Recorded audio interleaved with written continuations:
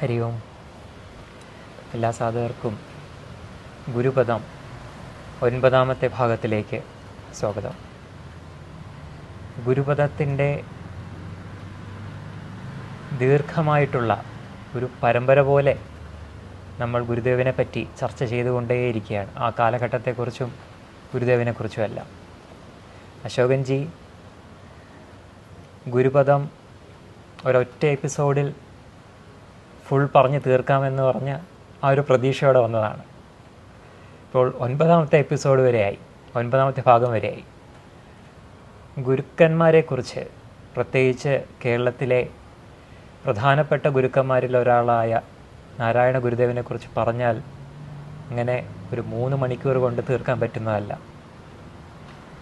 അത്രയും ഗഹനമായിട്ടുള്ള, അത്രയും ആഴത്തിലുള്ള അറിവുകളാണ് ഗുരുദേവൻ നമുക്ക് മുന്നിൽ തന്നിട്ട് പോയിട്ടില്ല. ഇപ്പോഴും അദ്ദേഹത്തിൻ്റെ രചനകളിലൂടെ ഇന്നും അദ്ദേഹം നമ്മളിൽ എത്തുന്നുണ്ട്.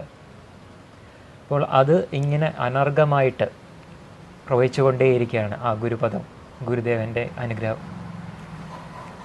ഗുരുദേവൻ്റെ ആ കാലഘട്ടത്ത് ഗുരുദേവന് ഒട്ടേറെ സന്തത സഹചാരികളായിട്ട് ഒട്ടേറെ ശിഷ്യന്മാരുണ്ട്. അദ്ദേഹത്തിൻ്റെ ആ വാക്കുകളെ ശ്രവിച്ച് അദ്ദേഹത്തിൻ്റെ ലക്ഷ്യം എന്താണെന്ന് മനസ്സിലാക്കി അതിനുവേണ്ടി പ്രവർത്തിച്ച ഒട്ടേറെ മഹാത്മാക്കളായിട്ടുള്ള ശിഷ്യന്മാരുണ്ട്. അതിൽ അദ്ദേഹത്തിൻ്റെ ആദ്യ ശിഷ്യനായിട്ടുള്ള, പ്രഥമ ശിഷ്യനായിട്ടുള്ള ശിവലിംഗ സ്വാമിയെക്കുറിച്ചാണ് ഇന്ന് അശോകൻജി നമ്മളോട് സംസാരിക്കുന്നത്, അദ്ദേഹത്തിനെക്കുറിച്ച് കൂടുതൽ ഡീറ്റെയിൽ ആയിട്ട്. എന്തായാലും നമുക്ക് അശോകൻജിയെ നമ്മുടെ ഗുരുപദം 9ാമത്തെ ഭാഗത്തിലേക്ക് സ്വാഗതം ചെയ്യാം. അശോകൻജി നമസ്തേ. ജി, ഗുരുദേവൻ്റെ ആ കാലഘട്ടത്ത് അദ്ദേഹം ഒരുപാട് കൃതികൾ എഴുതിയിട്ടുണ്ട്. അദ്ദേഹം ഒട്ടേറെ പ്രവർത്തനങ്ങൾ ചെയ്തിട്ടുണ്ട് മനുഷ്യരുടെ ഉന്നമനത്തിന് വേണ്ടിയിട്ട്. എന്നാൽ നമുക്കറിയാം, ആ കാലഘട്ടം എന്ന് പറയുന്നത് ഇപ്പോഴത്തെ പോലെ ആധുനിക മൊബൈൽ സംവിധാനമോ ഇൻ്റർനെറ്റോ കമ്പ്യൂട്ടറോ ഒന്നും ഇല്ലാത്തൊരു കാലഘട്ടമായിരുന്നു. ഇന്നാവുമ്പോഴത്തേക്ക് നമുക്ക് ഔദൂജിയെ അറിയാം. ഔദൂജിയുടെ റൈറ്റിങ്സിനെല്ലാം നമുക്ക് ബുക്കാക്കാൻ പറ്റുന്നുണ്ട്, സോഷ്യൽ മീഡിയയിൽ വരുന്നുണ്ട്, യൂട്യൂബ് ഉണ്ട്. അപ്പോൾ ഇതെല്ലാം റെക്കോർഡിക്കലാക്കാൻ ഇപ്പോൾ സാധിക്കും. എന്നാൽ ആ കാലഘട്ടത്തിൽ ഇതൊന്നുമില്ലായിരുന്നു. ഗുരുദേവനെക്കുറിച്ച് റെക്കോർഡിക്കലായിട്ട് ഉണ്ട്, എന്നാലും അധികമില്ല. അങ്ങനെയാണെങ്കിൽ ശിഷ്യന്മാരുടെ അവസ്ഥ, ശിഷ്യന്മാരെക്കുറിച്ച് എങ്ങനെയായിരിക്കും? എന്നാൽ അതിൽ പ്രധാനപ്പെട്ട ശിഷ്യന്മാരെക്കുറിച്ച് അങ്ങേക്ക് അറിയാവുന്നതൊന്ന് വിശദീകരിക്കാമോ?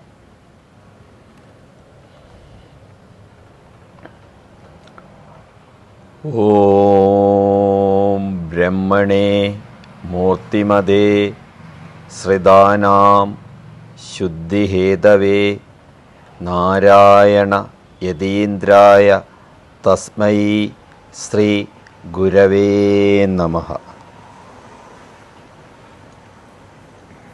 അങ്ങ് പറഞ്ഞതുപോലെ അദ്ദേഹത്തിൻ്റെ ശിഷ്യ പരമ്പരകളെക്കുറിച്ചുള്ള അറിവും വളരെ കുറച്ചു മാത്രമേ ലഭിക്കുന്നുള്ളൂ. ഒരുപക്ഷെ അതിനു മറ്റൊരു കാരണം ഗുരുവിൻ്റെ പ്രഭയിൽ തന്നെ ശിഷ്യൻ മുങ്ങിപ്പോയി. അതുമാകാം മറ്റൊരു കാരണം. അങ്ങ് നേരത്തെ പറഞ്ഞതുപോലെ ശിവലിംഗ സ്വാമികൾ അല്ലെങ്കിൽ ശിവലിംഗദാസ സ്വാമികൾ 2 പേരിലും അറിയപ്പെടുന്നു. അദ്ദേഹത്തിൻ്റെ ശിഷ്യന്മാരിൽ പ്രഥമ ശിഷ്യനെന്നോ അഗ്രഗണ്യനായ ശിഷ്യനെന്നോ എങ്ങനെ എനിക്കത് പറയണമെന്ന് അറിയില്ല. അദ്ദേഹത്തിലേക്ക് പോകുന്നതിന് മുമ്പ് നമുക്ക് നമ്മുടെ ഭാരതീയ സങ്കല്പത്തിലൊരു ഗുരു എന്ന് പറയുന്ന ഒരു ഗുരുവിനെ എങ്ങനെ കാണണം എന്നൊക്കെ ഒരു പ്രത്യേകിച്ച് കഠോപനിഷത്ത് അങ്ങനെയുള്ള കൃതികളിലെല്ലാം അതിനെക്കുറിച്ച് വിശദമായിട്ട് പറയുന്നുണ്ട്. എന്നുവെച്ചാൽ കഠോപനിഷത്തിൽ മാത്രമല്ല, അതിലാണ് അതിനെക്കുറിച്ച് വ്യക്തത വരുത്തിയ ഉപനിഷത്ത്. അതിലൂടെയും മറ്റ് ഗ്രന്ഥങ്ങളിലൂടെയും നമുക്കൊന്ന് കണ്ണോടിച്ചിട്ട് അദ്ദേഹത്തിലേക്ക് പോകാം. ഒരു ഉപനിഷത്ത് വാക്യമാണ് അഭയം വൈ ബ്രഹ്മ. അഭയം വൈ ബ്രഹ്മ. ആ അഭയം എന്ന വാക്കിന് തന്നെ താങ്കൾക്ക് അർത്ഥം പിടികിട്ടിക്കഴിഞ്ഞു.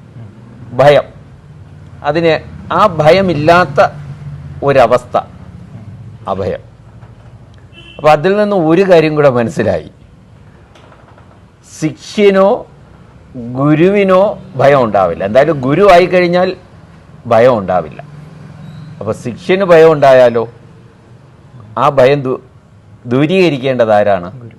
ഗുരുവാണ്. അപ്പോൾ സത്യത്തെ പ്രാപിച്ചവൻ നിർഭയനായിരിക്കും.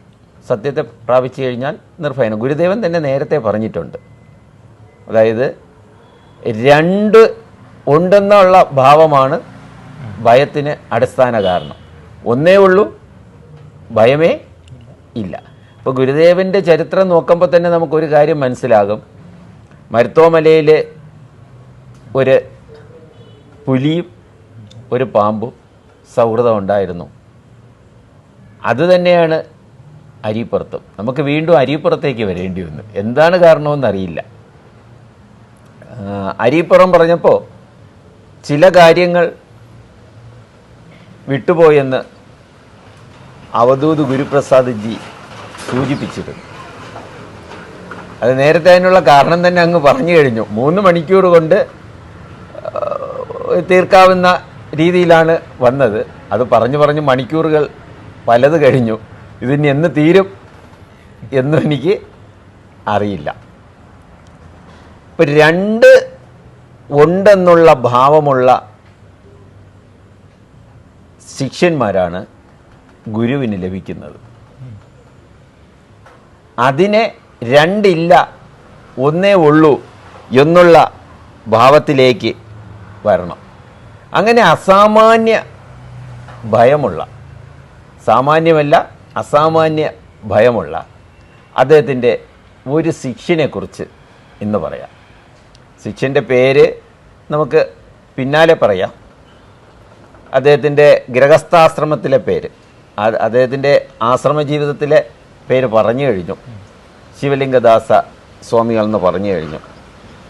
ആ വ്യക്തിയുടെ അഭിപ്രായത്തിൽ, അതായത് ഈ നമ്മൾ ഇന്ന് ചർച്ചാ വിഷയമായ വ്യക്തിയുടെ അഭിപ്രായത്തിൽ തന്നെ പറഞ്ഞു കഴിഞ്ഞാൽ, ഇങ്ങനെ ഒരു ഭയം മറ്റാർക്കും ഉണ്ടാകാൻ സാധ്യതയില്ല. എന്ത് കണ്ടാലും ഭയം. മൃഗങ്ങളെ കണ്ടാൽ ഭയം, പിശാചുക്കളുണ്ട് എന്ന തോന്നൽ, അതിനെ ഭയം, വിജനത ഭയം, ഇരുട്ടിനെ ഭയം. ചുരുക്കി പറഞ്ഞാൽ കാണുന്നതെന്തും ഭയം. ഇങ്ങനെ ഭയമുള്ള ഒരു ശിഷ്യനെ ഗുരുവിന് കിട്ടിയപ്പോൾ ഗുരു നിശ്ചയിച്ച ഒരു കാര്യമുണ്ട്. ഈ കുട്ടിയുടെ ഭയം തീർക്കണം. അപ്പോൾ അതിലത്തേക്ക് വേണ്ടി അദ്ദേഹം ചെയ്തത്, എവിടെ പോയാലും ഇദ്ദേഹത്തെയും കൂട്ടിക്കൊണ്ടുപോകും. അപ്പോൾ ശിഷ്യൻ്റെ അഭിപ്രായം നേരത്തെ പറഞ്ഞ്, രാത്രി ഒന്ന് മൂത്രമൊഴിക്കാൻ പോകണമെങ്കിൽ അതിനും ഭയമാണ്. നമ്മൾ ഗുരുദേവൻ ഈ ശിഷ്യനെ മൂത്രമൊഴിക്കാൻ കൊണ്ടുപോയി എന്ന് വായിക്കുമ്പോഴാണ് മനസ്സിലാകുന്നത് അദ്ദേഹത്തിന് തൻ്റെ ശിഷ്യന്മാരോട് എത്രത്തോളം സ്നേഹമുണ്ടായിരുന്നു. അതായത് ശിഷ്യൻ എപ്പോഴും മക്കളായിരിക്കും. ആ മകനോടുള്ള വാത്സല്യം, ഇവർ യാത്രയിലായിരിക്കും, ശിഷ്യന്മാരോടൊത്ത് യാത്രയിലായിരിക്കും. അപ്പോൾ കൂടുതൽ പേടിയുള്ള ശിഷ്യനെയും കൊണ്ടായിരിക്കുമല്ലോ പോവുക. പിന്നെ ഈ ഒരു ശിഷ്യനെയും കൊണ്ട് പോയപ്പോൾ ഈ രാത്രി ഇന്നത്തെ പോലെ സത്രത്തിലൊന്നുമില്ല.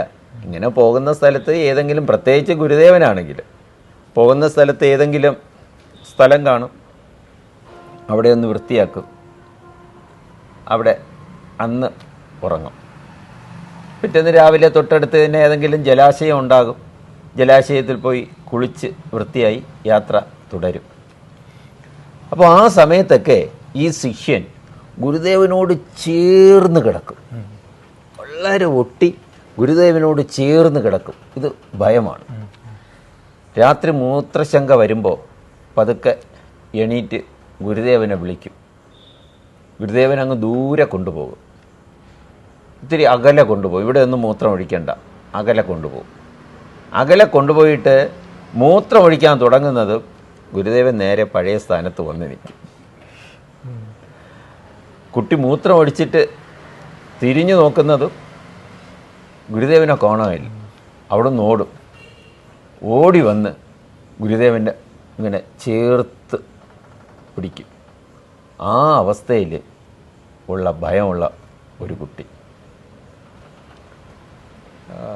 കുട്ടി എന്ന് പറയാൻ പറ്റില്ല, ഇപ്പോൾ 10-18 വയസ്സായ അവസ്ഥയിലാണ്. ഈ 18 വയസ്സിലും ഇതാണ് പേടിയെന്ന് കൂടെ ഓർക്കണം. ആ കുട്ടിയിലേക്ക് നമുക്ക് പോകാം. അപ്പം ഈ കുട്ടിയുടെ പേടി എങ്ങനെയെങ്കിലും തീർക്കണമെന്ന് ഗുരുദേവൻ വിചാരിച്ചു. അപ്പം അങ്ങനെ യാത്ര പോകുന്ന സമയത്ത് തമിഴ്നാട്ടിലെ പ്രസിദ്ധമായ യക്ഷിയമ്പലങ്ങളിൽ ഒന്നാണ് കള്ളിയങ്കാട്ട് നീലി. കേട്ടിട്ടുണ്ടാവും താങ്കൾ കള്ളിയങ്കാട്ട് നീലി. അങ്ങനെ നീലിയുടെ ആൾത്തറയിലെത്തി രാത്രി. അതായത് അർദ്ധരാത്രി അവിടെ എത്തത്തക്ക രീതിയിലാണ് ഗുരുദേവൻ യാത്ര പ്ലാൻ ചെയ്തിരിക്കുന്നത്. അവിടെ എത്തി. വൃത്തിയുള്ള സ്ഥലം എവിടെയാണ്? ആൾത്തറ. ശിഷ്യനോട് പറഞ്ഞു, നമുക്കിന്ന് ഇവിടെ കിടക്കാം. അപ്പോൾ അന്ന് ഒരു കാര്യം ഓർമ്മിക്കണം, വേറെ ആരെങ്കിലും വന്ന് ഇവിടെ എന്തിനാണ് കിടക്കുന്നതെന്ന് ആരും വന്ന് ചോദിക്കില്ല. കാര്യം പട്ടാപ്പകൽ പോലും നീലിയുടെ അടുത്തൂടെ ആരും പോകാറില്ല. അപ്പോൾ പിന്നെ രാത്രി അതിൽ ആര് വരാനാ? അങ്ങനെ ആ ഒരു പേടി വേണ്ട. ഇങ്ങനെ കിടന്ന് ആ നീലിയുടെ വിഗ്രഹം അവിടെ ഇരിപ്പുണ്ട്. ആൽത്തറയാണെന്ന് നേരത്തെ പറഞ്ഞു.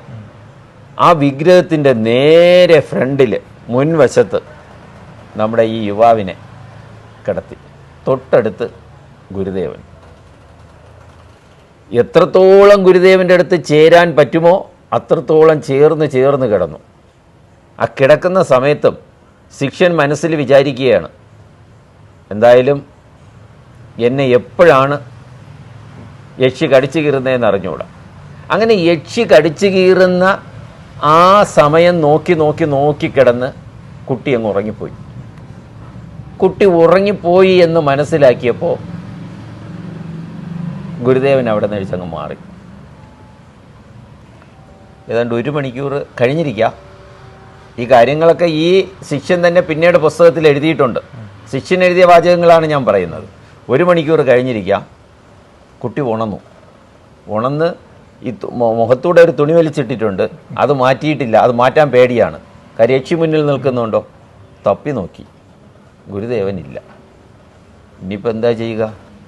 പേടിച്ച് ഈ തുണി മാറ്റിക്കഴിഞ്ഞാൽ യക്ഷിയെ കാണും. അതുകൊണ്ട് അങ്ങനെ തന്നെ ഇരുന്നു. കുറേ കഴിഞ്ഞു, വിറയിൽ തുടങ്ങി. അതായത് യക്ഷി ഗുരുദേവനുണ്ടെങ്കിൽ യക്ഷി കടിച്ചു കീറില്ല.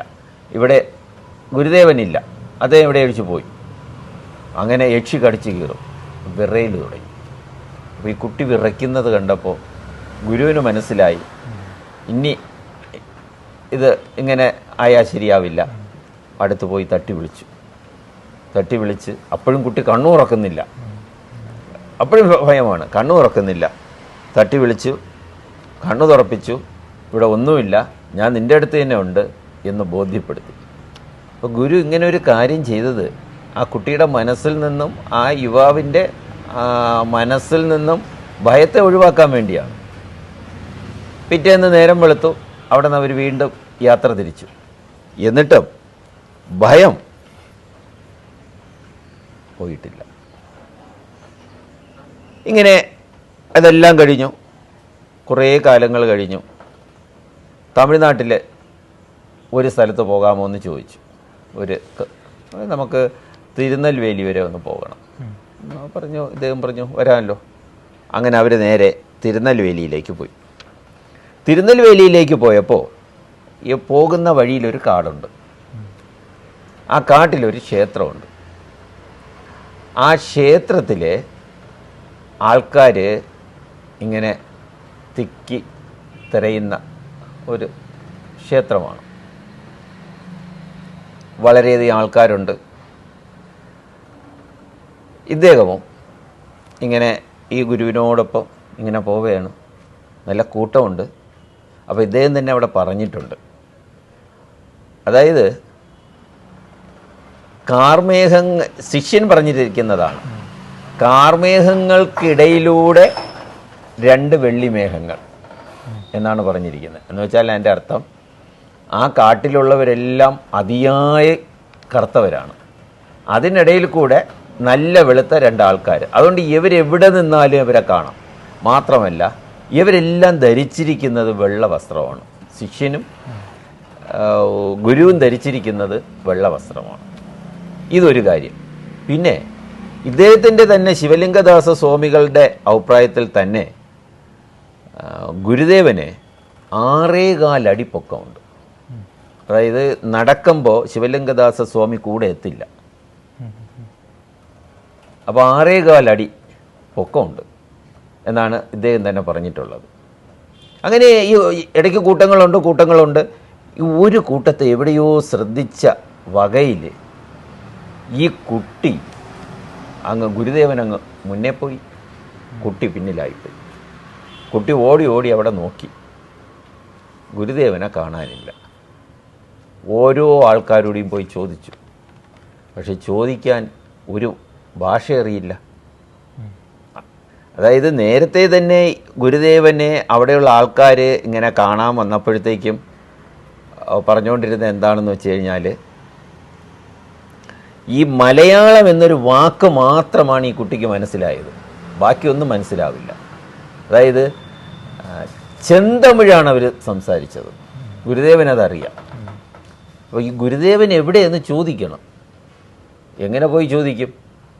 ഇദ്ദേഹത്തിൻ്റെ കയ്യിൽ ഭാഷയൊന്നുമില്ല.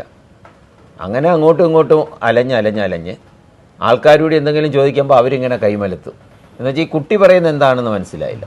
കുറേ നേരം ഇങ്ങനെ അലഞ്ഞപ്പോൾ അവിടെ നിന്നവർക്ക് മനസ്സിലായി കൂടെ വന്ന ആളിനെ തിരയുകയാണ് എന്നത് മനസ്സിലായി. അപ്പോൾ ആരോ പറഞ്ഞു, ഞാൻ നേരത്തെ പറഞ്ഞല്ലോ ക്ഷേത്രത്തിലെ ഉത്സവമാണ്. അപ്പോൾ ആരോ പറഞ്ഞു, അതാ അവിടെ ഒരു നിന്നോടൊത്ത് വന്ന ആൾ നിൽക്കുകയാണ്. കൈ ആംഗ്യത്തിലൂടെ പറഞ്ഞു. കുട്ടി അങ്ങോട്ട് ഓടിയപ്പോൾ ഗുരുദേവൻ ഇങ്ങോട്ട് വരികയാണ്. വെള്ള വസ്ത്രവും ധരിച്ചുകൊണ്ട് വരികയാണ്. വെള്ള വസ്ത്രവും ധരിച്ചുകൊണ്ട് വന്ന്, നീ ഭയന്നു പോയോ?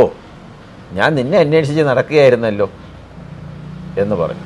യഥാർത്ഥം പറഞ്ഞാൽ ഗുരു മനഃപൂർവ്വം ചെയ്തതാണ്, അവിടെ നിന്നും മാറിയതാണ്. ഈ സംഭവം അവിടെ അവസാനിക്കുന്നു. കുട്ടിക്ക് ആശ്വാസമായി. അതിൽ ഈ ശിഷ്യന് ഒരു ചെറിയൊരു കുഴപ്പമുണ്ട്. ഭക്ഷണങ്ങളോട് അതിയായ ഒരു സ്നേഹമാണ്. അപ്പോൾ ഭക്ഷണം കിട്ടുന്ന സമയത്തൊക്കെ വാരിക്കോരി കഴിക്കും. ഗുരുദേവൻ ഒരു കാര്യം കൂടെ ശ്രദ്ധിക്കാറുണ്ട്. എവിടെയെങ്കിലും തനിക്ക് ഭക്ഷണം തരുമ്പോൾ തൻ്റെ ശിഷ്യനും കിട്ടുന്നുണ്ടോ, അതായത് ശിഷ്യന് കിട്ടുന്നുണ്ട് എന്ന് ബോധ്യപ്പെടുത്തിയിട്ട് മാത്രമേ ഗുരുദേവൻ ഭക്ഷണം കഴിക്കൂ. ഈ കുട്ടിക്ക് ഭക്ഷണം വേണം, ഈ യുവാവിന് ഇത്തിരി ഭക്ഷണം വേണം. അപ്പോൾ ആ വിഹിതം കിട്ടുന്നുണ്ട്. ഇപ്പോൾ ഗുരുവും ശിഷ്യനും കൂടെ ഇരിക്കുമ്പോൾ ഗുരുവിനായിരിക്കുമല്ലോ ആൾക്കാർ ഭക്തി കൊണ്ട് കൂടുതൽ കൊടുക്കുക. ഈ ഭക്ഷണത്തിനോടുള്ള കഴിക്കുമ്പോൾ വരുന്ന തെറ്റുകൾ ഗുരുദേവൻ നിരീക്ഷിക്കും. അത് അപ്പോഴും പറയില്ല, കുറച്ച് കഴിഞ്ഞിട്ടും പറയില്ല. അതിനൊരു സാഹചര്യം ഉണ്ടാക്കും. അതിനൊരു സാഹചര്യം ഉണ്ടാക്കിയിട്ട് വേറെ ആരെങ്കിലും ഭക്ഷണം കഴിച്ചവരെ കഥ പറയുന്നത് പോലെ പറഞ്ഞിട്ട് ഇന്നതുപോലെ ഭക്ഷണം കഴിക്കുന്നത് തെറ്റാണ് എന്ന് ആ കഥയിലൂടെ ഒന്ന് ഊന്നിപ്പറയും. അങ്ങനെ എങ്ങനെ ഭക്ഷണം കഴിക്കാം എന്നൊരു രീതിയും ഈ കുട്ടിക്ക് കിട്ടി. കുട്ടിയല്ല, എനിക്ക് വീണ്ടും കുട്ടിയായില്ല, കുട്ടിയുടെയിലേക്ക് പോകാം. ഈ യുവാവിന് കിട്ടി, ഈ 18-കാരന് കിട്ടി. ഈ 18-കാരനൊരാഗ്രഹമുണ്ട്. അതായത് ചിദംബരനാഥക്ഷേത്രം, അവിടേക്ക് പോകണം. അത് കുറേ കാലം കഴിഞ്ഞപ്പോൾ ഗുരു പറഞ്ഞു, നമുക്ക് നിൻ്റെ ആഗ്രഹമാണല്ലോ, ആ ക്ഷേത്രത്തിലേക്ക് നമുക്ക് പോകാം. അങ്ങനെ അവർ അരീപ്പുറത്ത് നിന്നും നേരെ തിരുനെൽവേലിയിൽ വീണ്ടും എത്തുകയാണ്. വീണ്ടും തിരുനെൽവേലിയിലെത്തുകയാണ്. നേരത്തെ കണ്ട കാടെല്ലാം കഴിഞ്ഞു മറ്റൊരു കാട്ടിലെത്തി. അവിടെ അന്ന് രാത്രി തങ്ങാം എന്ന് ചിന്തിച്ചു. അന്ന് അവിടെ തങ്ങുകയാണ്. കുറേ കഴിഞ്ഞപ്പോൾ ഗുരുദേവനെ കാണുന്നില്ല. കുട്ടി അന്വേഷിച്ച് നടന്നു. ഇപ്പം രാത്രി ആയിട്ടില്ല, തങ്ങുകയെന്ന് വെച്ച് കഴിഞ്ഞാൽ ഒരു വിശ്രമിക്കാൻ കുട്ടി അന്വേഷിച്ച് നടന്നു. കാരണം ഈ ഗുരുദേവൻ നേരത്തെ പറഞ്ഞില്ലേ 6.25 അടി പൊക്കമുണ്ട്. ചിലപ്പോൾ അങ്ങ് സ്പീഡേ നടക്കും, കുട്ടിക്ക് കൂടെ എത്താൻ കഴിയില്ല. അങ്ങനെ ഈ കാട് മൊത്തം കിടന്ന് അലയാണ്. മൃഗങ്ങളെ പേടി, അത് പേടി, ഇത് പേടി. അപ്പോഴും ആ സമയത്ത് എന്തോ ഒരു അശരീരി പോലെ ഈ 18-കാരൻ്റെ മനസ്സിൽ വരുന്നു. രണ്ടുണ്ടെന്നുള്ള ഭാവമാണ് പേടിക്കുന്നതാണ്. ആ ഭാവം ഇല്ലെങ്കിലോ പേടി വരില്ല. അതവിടെ ആരോ മനസ്സിലിരുന്ന് പറയുന്നത് പോലെ, അല്ലെങ്കിൽ അദ്ദേഹത്തിനൊരു തോന്നലുണ്ടായി. വീണ്ടും കുറേ നടന്നപ്പോൾ അതാ ഗുരുദേവൻ ചിരിച്ചുകൊണ്ട് വരുന്നു. മകനെ, ഞാൻ നിൻ്റെ അടുത്തേക്ക് വരികയായിരുന്നല്ലോ. അപ്പോഴും ഇത് തന്നെ, നിൻ്റെ അടുത്തേക്ക് വരികയായിരുന്നല്ലോ. നീ എന്തിനാ ഇവിടെ അലയുന്നത്? നിനക്ക് ഭയമുണ്ടോ? അതെ, ഉണ്ട്. നീ എന്തിനെയാണ് ഭയക്കുന്നത്? അത് വല്ല മൃഗങ്ങളും എന്നെ പിടിച്ച് തിന്നാലോ? അപ്പോൾ ഇപ്പോഴും നിൻ്റെ മനസ്സിൽ രണ്ടെന്നുള്ള ഭാവം ഉണ്ടല്ലേ? തലകുനിച്ച് നിന്നു. തെറ്റ് മനസ്സിലായി. സംഭാഷണം ഗുരുദേവൻ വീണ്ടും പറയാണ്, ഭൈരവന് ഭയമില്ലല്ലോ. അപ്പോൾ ആദ്യകാല ശിഷ്യന്മാരിൽ ഒന്ന് ഭൈരവൻ കൂടെയുണ്ട്. ഭൈരവൻ അവിടെ ഇപ്പോൾ വന്നിട്ടില്ല, കൂടെ ഇല്ല. ഈ വനവും ഗുരുദേവന് നല്ല പരിചയമാണ്. ഈ വനത്തിൻ്റെ എല്ലാ ഭാഗങ്ങളും ഗുരുദേവൻ അറിയാം. ഞാൻ മുമ്പ് ഒരു സത്സംഗത്തിൽ പറഞ്ഞിട്ടുണ്ട്, ഒരു ഗുരുത്രയം, തൈക്കാട് അയ്യാഗുരു, ചട്ടമ്പി സ്വാമികൾ, പിന്നെ ഗുരുദേവൻ. ഇവർ മൂവരും കൂടെ ഈ വനത്തിൽ വന്നിട്ടുണ്ട്. അങ്ങനെ ഈ വനം മൊത്തം ഗുരുദേവൻ അറിയാം. നിൻ്റെ മനസ്സിൽ നിന്നും രണ്ടെന്ന ഭാവം എത്രയും പെട്ടെന്ന് മാറ്റണം. എന്തായാലും ഈ സംഭവത്തോടുകൂടി ഈ 18-കാരൻ്റെ മനസ്സിലെ ഭയത്തിന് തെല്ല് ശമനമുണ്ടായി. അത്രേ ഉണ്ടായിട്ടുള്ളൂ, തെല്ല് ശമനമുണ്ടായി. ഇവിടെ എന്താണ് ഗുരുദേവൻ ചെയ്തത്? ശിഷ്യനെ മൂശയിൽ വാർത്തെടുക്കുകയായിരുന്നു. ഒരു അച്ചിൽ വെച്ച് താൻ ഉദ്ദേശിക്കുന്ന ഏത് രീതിയിലാണോ ആ രീതിയിലേക്ക് വാർത്തെടുത്തുകൊണ്ടിരുന്നു. അതാണ് ഒരു ഗുരുവിൻ്റെ ഏറ്റവും വലിയ പ്രത്യേകത. ഗുരു ഏത് വഴിയിലൂടെ ആയാലും തൻ്റെ ശിഷ്യനെ നല്ല രീതിയിലാക്കി തീർക്കണം. അതാണ് ഗുരുവിൻ്റെ ലക്ഷ്യം. അപ്പോൾ ഇനി യുവാവിൻ്റെ കുട്ടിക്കാലത്തേക്ക് പോകാം. അരീപ്പുറം, നെയ്യാറ്, ഇതൊക്കെ വളരെ നേരത്തെ പറഞ്ഞിട്ടുള്ളതാണ്. ഈ അരീപ്പുറത്ത് നിന്ന് 3 കിലോമീറ്റർ സഞ്ചരിച്ചാൽ നമുക്ക് മാരായമുട്ടം എന്ന സ്ഥലത്തെത്തിച്ചേരാൻ കഴിയും.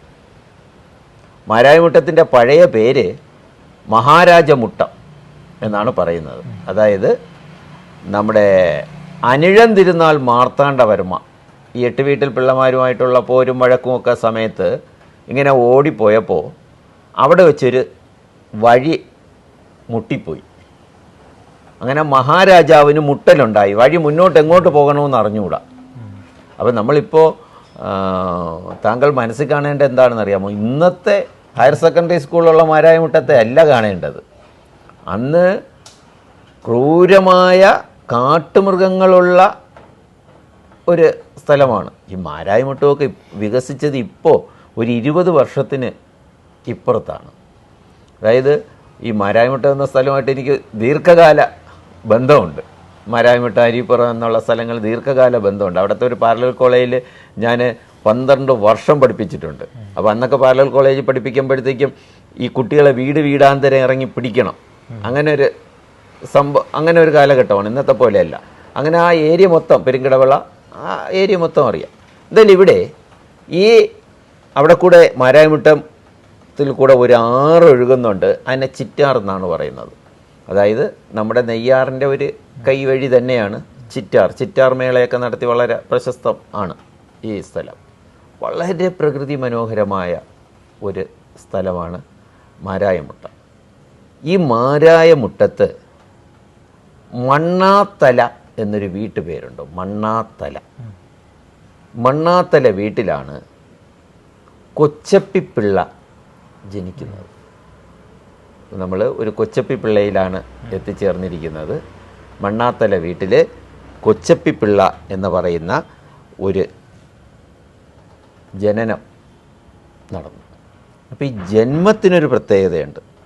ഒരു ജന്മം കർമ്മത്തിനും, ഒരു ജന്മം കർമ്മത്തിനും, കർമ്മം ജന്മത്തിനും വഴിമാറും. ഒരു ജന്മം കൊണ്ട് ഒരു കർമ്മം ചെയ്യാം. അപ്പോൾ ഒരു നല്ല കർമ്മം ചെയ്തു കഴിഞ്ഞാൽ അടുത്ത് നല്ല ജന്മം നമുക്ക് കിട്ടും. ഈ ഗുരു ശിഷ്യ ബന്ധങ്ങളിൽ നമുക്ക് നല്ല ഒരു ഗുരുവിനെ കിട്ടണമെങ്കിൽ നമ്മൾ നല്ല കർമ്മം ചെയ്യണം. ഇനി നമ്മൾ മോശമായ കർമ്മം ചെയ്തു എന്നിരിക്കട്ടെ, എവിടെയെങ്കിലും നമ്മളൊരു ചെറിയ രീതിയിലൊരു സൽക്കർമ്മം ചെയ്തിട്ടുണ്ടെങ്കിൽ അങ്ങനെയുള്ള നമ്മൾ ഒരു ഗുരുവിൻ്റെ അടുത്ത് എത്തിച്ചേർന്ന് കഴിഞ്ഞാൽ അവിടെ വീണ്ടും നമ്മൾ നല്ല രീതിയിലേക്ക് പോകാൻ നമുക്ക് കഴിയും. അപ്പോൾ കർമ്മഫല ആണ് നല്ല ഗുരുവിനെ നമുക്ക് എപ്പോഴും ലഭിക്കുന്നത്.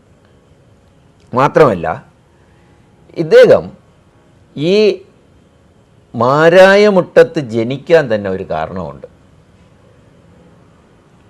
ആ കാരണം എന്താണെന്ന് ചോദിച്ചു കഴിഞ്ഞാൽ, ഞാൻ നേരത്തെ ഒരു സത്സംഗത്തിൽ പറഞ്ഞു, ഇപ്പം നമ്മൾ ചരിത്രകാരന്മാരുടെ പുസ്തകം എടുത്ത് എവിടെ നോക്കിയാലും എല്ലാവരും പറയുന്ന ഒരു ചോദ്യചിഹ്നം പോലെ, എന്തുകൊണ്ടാണ് ശിവഗിരി ഗുരുദേവന് ഇഷ്ടപ്പെടാനുള്ള കാരണം അറിയില്ല. പക്ഷെ ഞാൻ വ്യക്തവും സ്പഷ്ടവുമായിട്ട് പറയാം. ശിവഗിരി ഗുരുദേവൻ ഇഷ്ടപ്പെടാനുള്ള കാരണം അദ്ദേഹത്തിൻ്റെ ഗുരു വർക്കല സ്ഥലത്തെക്കുറിച്ച് ഒരു കിളിപ്പാട്ട്, വർക്കല സ്ഥല മാഹാത്മ്യം എന്ന് പറയുന്ന ഒരു കിളിപ്പാട്ട് രൂപത്തിൽ എഴുതിയിട്ടുണ്ട്. അത് ഗുരുദേവൻ അനേകം പ്രാവശ്യം വായിച്ചിട്ടുണ്ട്. തൻ്റെ ഗുരു ആ സ്ഥലത്തെക്കുറിച്ച് വർണ്ണിച്ചപ്പോഴത്തേക്കും ഗുരുദേവൻ്റെ മനസ്സിൽ ആ സ്ഥലം പതിയുകയാണ്.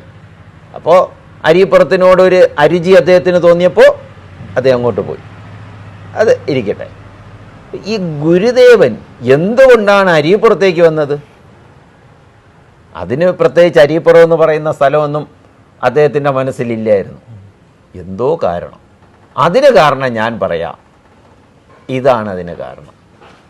ഒരു ഗുരുവിനും ഒരു ശിഷ്യനും കാണാനുള്ള സമയമായി. ഇപ്പം നമ്മുടെ ഈ കുട്ടിക്ക് ഏതാണ്ട് ഒരു 5 വയസ്സ് 6 വയസ്സ് പ്രായം നമുക്ക് കരുതാം. അപ്പോൾ അവിടെ തനിക്ക് വേണ്ടി ഒരു ശിഷ്യൻ ജനിച്ചിരിക്കുന്നു എന്ന് ഈ പ്രകൃതി തന്നെ ഗുരുദേവനിലേക്ക് ഒരു സൂചന നൽകിയിട്ടുണ്ടാകാം. അപ്പോൾ ആ ശിഷ്യനെ അന്വേഷിച്ചിട്ടാണ് ഗുരു ഇവിടെ വരുന്നത്. പക്ഷേ അന്വേഷിച്ച് നടക്കുന്നില്ല. ഗുരു അവിടെ വരുന്നു.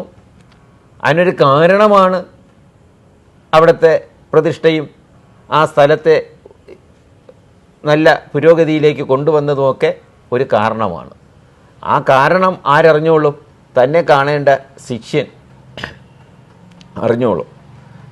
ഇവിടെ ഈ മാരായമുട്ടത്ത് തന്നെ നമ്മുടെ കൊച്ചപ്പിപ്പിള്ള ജനിക്കാനുള്ള കാരണവും ഇത് തന്നെയാണ്. ആരെ കാണണം? ഗുരുദേവനെ കാണണം. അപ്പോൾ അന്ന് ശിഷ്യൻ്റെ അടുത്ത് ഗുരു വരികയാണ്. കാരണം ഈ കുട്ടിക്ക് അന്വേഷിച്ച് നടന്ന് കണ്ടുപിടിക്കാനുള്ള ഒരു കഴിവൊന്നും അന്നത്തെ കുട്ടിക്കില്ല. ദൈവനിയോഗം എന്നതുപോലെ ഗുരുവിനെ ഇങ്ങോട്ട് വരുത്തി. 1867 ജൂലൈ മാസം, അതായത് നമ്മുടെ കർക്കിടക മാസം പൂയം നക്ഷത്രത്തിലാണ് ഇദ്ദേഹത്തിൻ്റെ കൊച്ചപ്പിപ്പിള്ളയുടെ ജനനം. കുട്ടിയപ്പിപ്പിള്ള, നീലകണ്ഠപിള്ള, കുട്ടിയപ്പിപ്പിള്ള, നീലകണ്ഠപിള്ള രണ്ടുപേരും ജ്യേഷ്ഠന്മാരാണ്. മാർത്താണ്ഡപിള്ള അച്ഛൻ്റെ പേരാണ്. ഉമ്മിണി അമ്മ, അതാണ് അമ്മയുടെ പേര്. ഇതാണ് കുടുംബ പശ്ചാത്തലം. ഇനി ഇതൊരു നായർ തറവാടാണ്. ഇദ്ദേഹം ജനിക്കുന്നത് ഒരു നായർ തറവാട്ടിലാണ്. അത് ഈ പിള്ള എന്നുള്ള പേര് കേൾക്കുമ്പോൾ തന്നെ അങ്ങേക്ക് മനസ്സിലായിരിക്കും. ഇങ്ങനെ അവരുടെ ജീവിതം മുന്നോട്ട് പോവുകയാണ്. ഈ കുട്ടിക്ക് ചെറുതിലെ തന്നെ ചില സവിശേഷതകളുണ്ട്. ഈ കുട്ടിയുടെ അമ്മ നല്ലവണ്ണം പുരാണം പാരായണം ചെയ്യും. മാത്രമല്ല വിഷ്ണു ഭക്തയാണ്. വിഷ്ണു സ്തോത്രങ്ങൾ എപ്പോഴും ഇങ്ങനെ ജപിച്ചുകൊണ്ടേയിരിക്കും. ഇതെല്ലാം ഈ കുട്ടിയിലേക്ക് പതിയുകയാണ്. ഇവിടെ ഒരു കാര്യം കൂടെ പറഞ്ഞോട്ടെ. പണ്ടുള്ളവർ അതായത് അമ്മയുടെ ഉദരത്തിൽ ഒരു കുഞ്ഞിൻ്റെ ആദ്യ രൂപം വരുമ്പോൾ ഭക്തി കൂടുതലുണ്ടാകും. രാമായണം അതുപോലുള്ള ഗ്രന്ഥങ്ങളെടുത്ത് വെച്ച് വായിക്കും. ഇത് കുട്ടിയുടെ സ്വഭാവത്തെ നല്ലതാക്കുമെന്ന് മഹർഷീശ്വരന്മാർ പറയുന്നു. അതുകൊണ്ടാണ് ഈ മുതിർന്നവർ പറയുന്നത്, നമ്മുടെ സമൂഹത്തിൽ 5 വിഭാഗം ആൾക്കാരെ കാണുമ്പോൾ എന്തെങ്കിലുമൊക്കെ കൊണ്ടുപോകണം. 5 വിഭാഗം ആൾക്കാരെ കാണുമ്പോൾ എന്തെങ്കിലുമൊക്കെ കൊണ്ടുപോകണം. അതിൽ 1 ഗുരുവിനെ കാണുമ്പോൾ, 2 ഗർഭിണിയെ കാണാൻ പോകുമ്പോൾ, 3 രോഗിയെ കാണാൻ പോകുമ്പോൾ, 4 ചെറിയ കുഞ്ഞുങ്ങളെ കാണാൻ പോകുമ്പോൾ, 5 ക്ഷേത്രത്തിൽ പോകുമ്പോൾ. ഇതിനെ നമുക്ക് ഇനിയും 2ആയിട്ട് തിരിക്കാം. ഗുരുവിനെ കാണാൻ പോകുമ്പോഴും ദൈവത്തെ കാണാൻ പോകുമ്പോഴും ക്ഷേത്രത്തിൽ പോകുമ്പോഴും ഇതിനെ നമുക്ക് മാറ്റിവെക്കാം. അതിനെക്കുറിച്ച് പിന്നീട് പറയാം. ഇപ്പുറത്ത് വരാം. ഇനി ആരൊക്കെയുണ്ട്?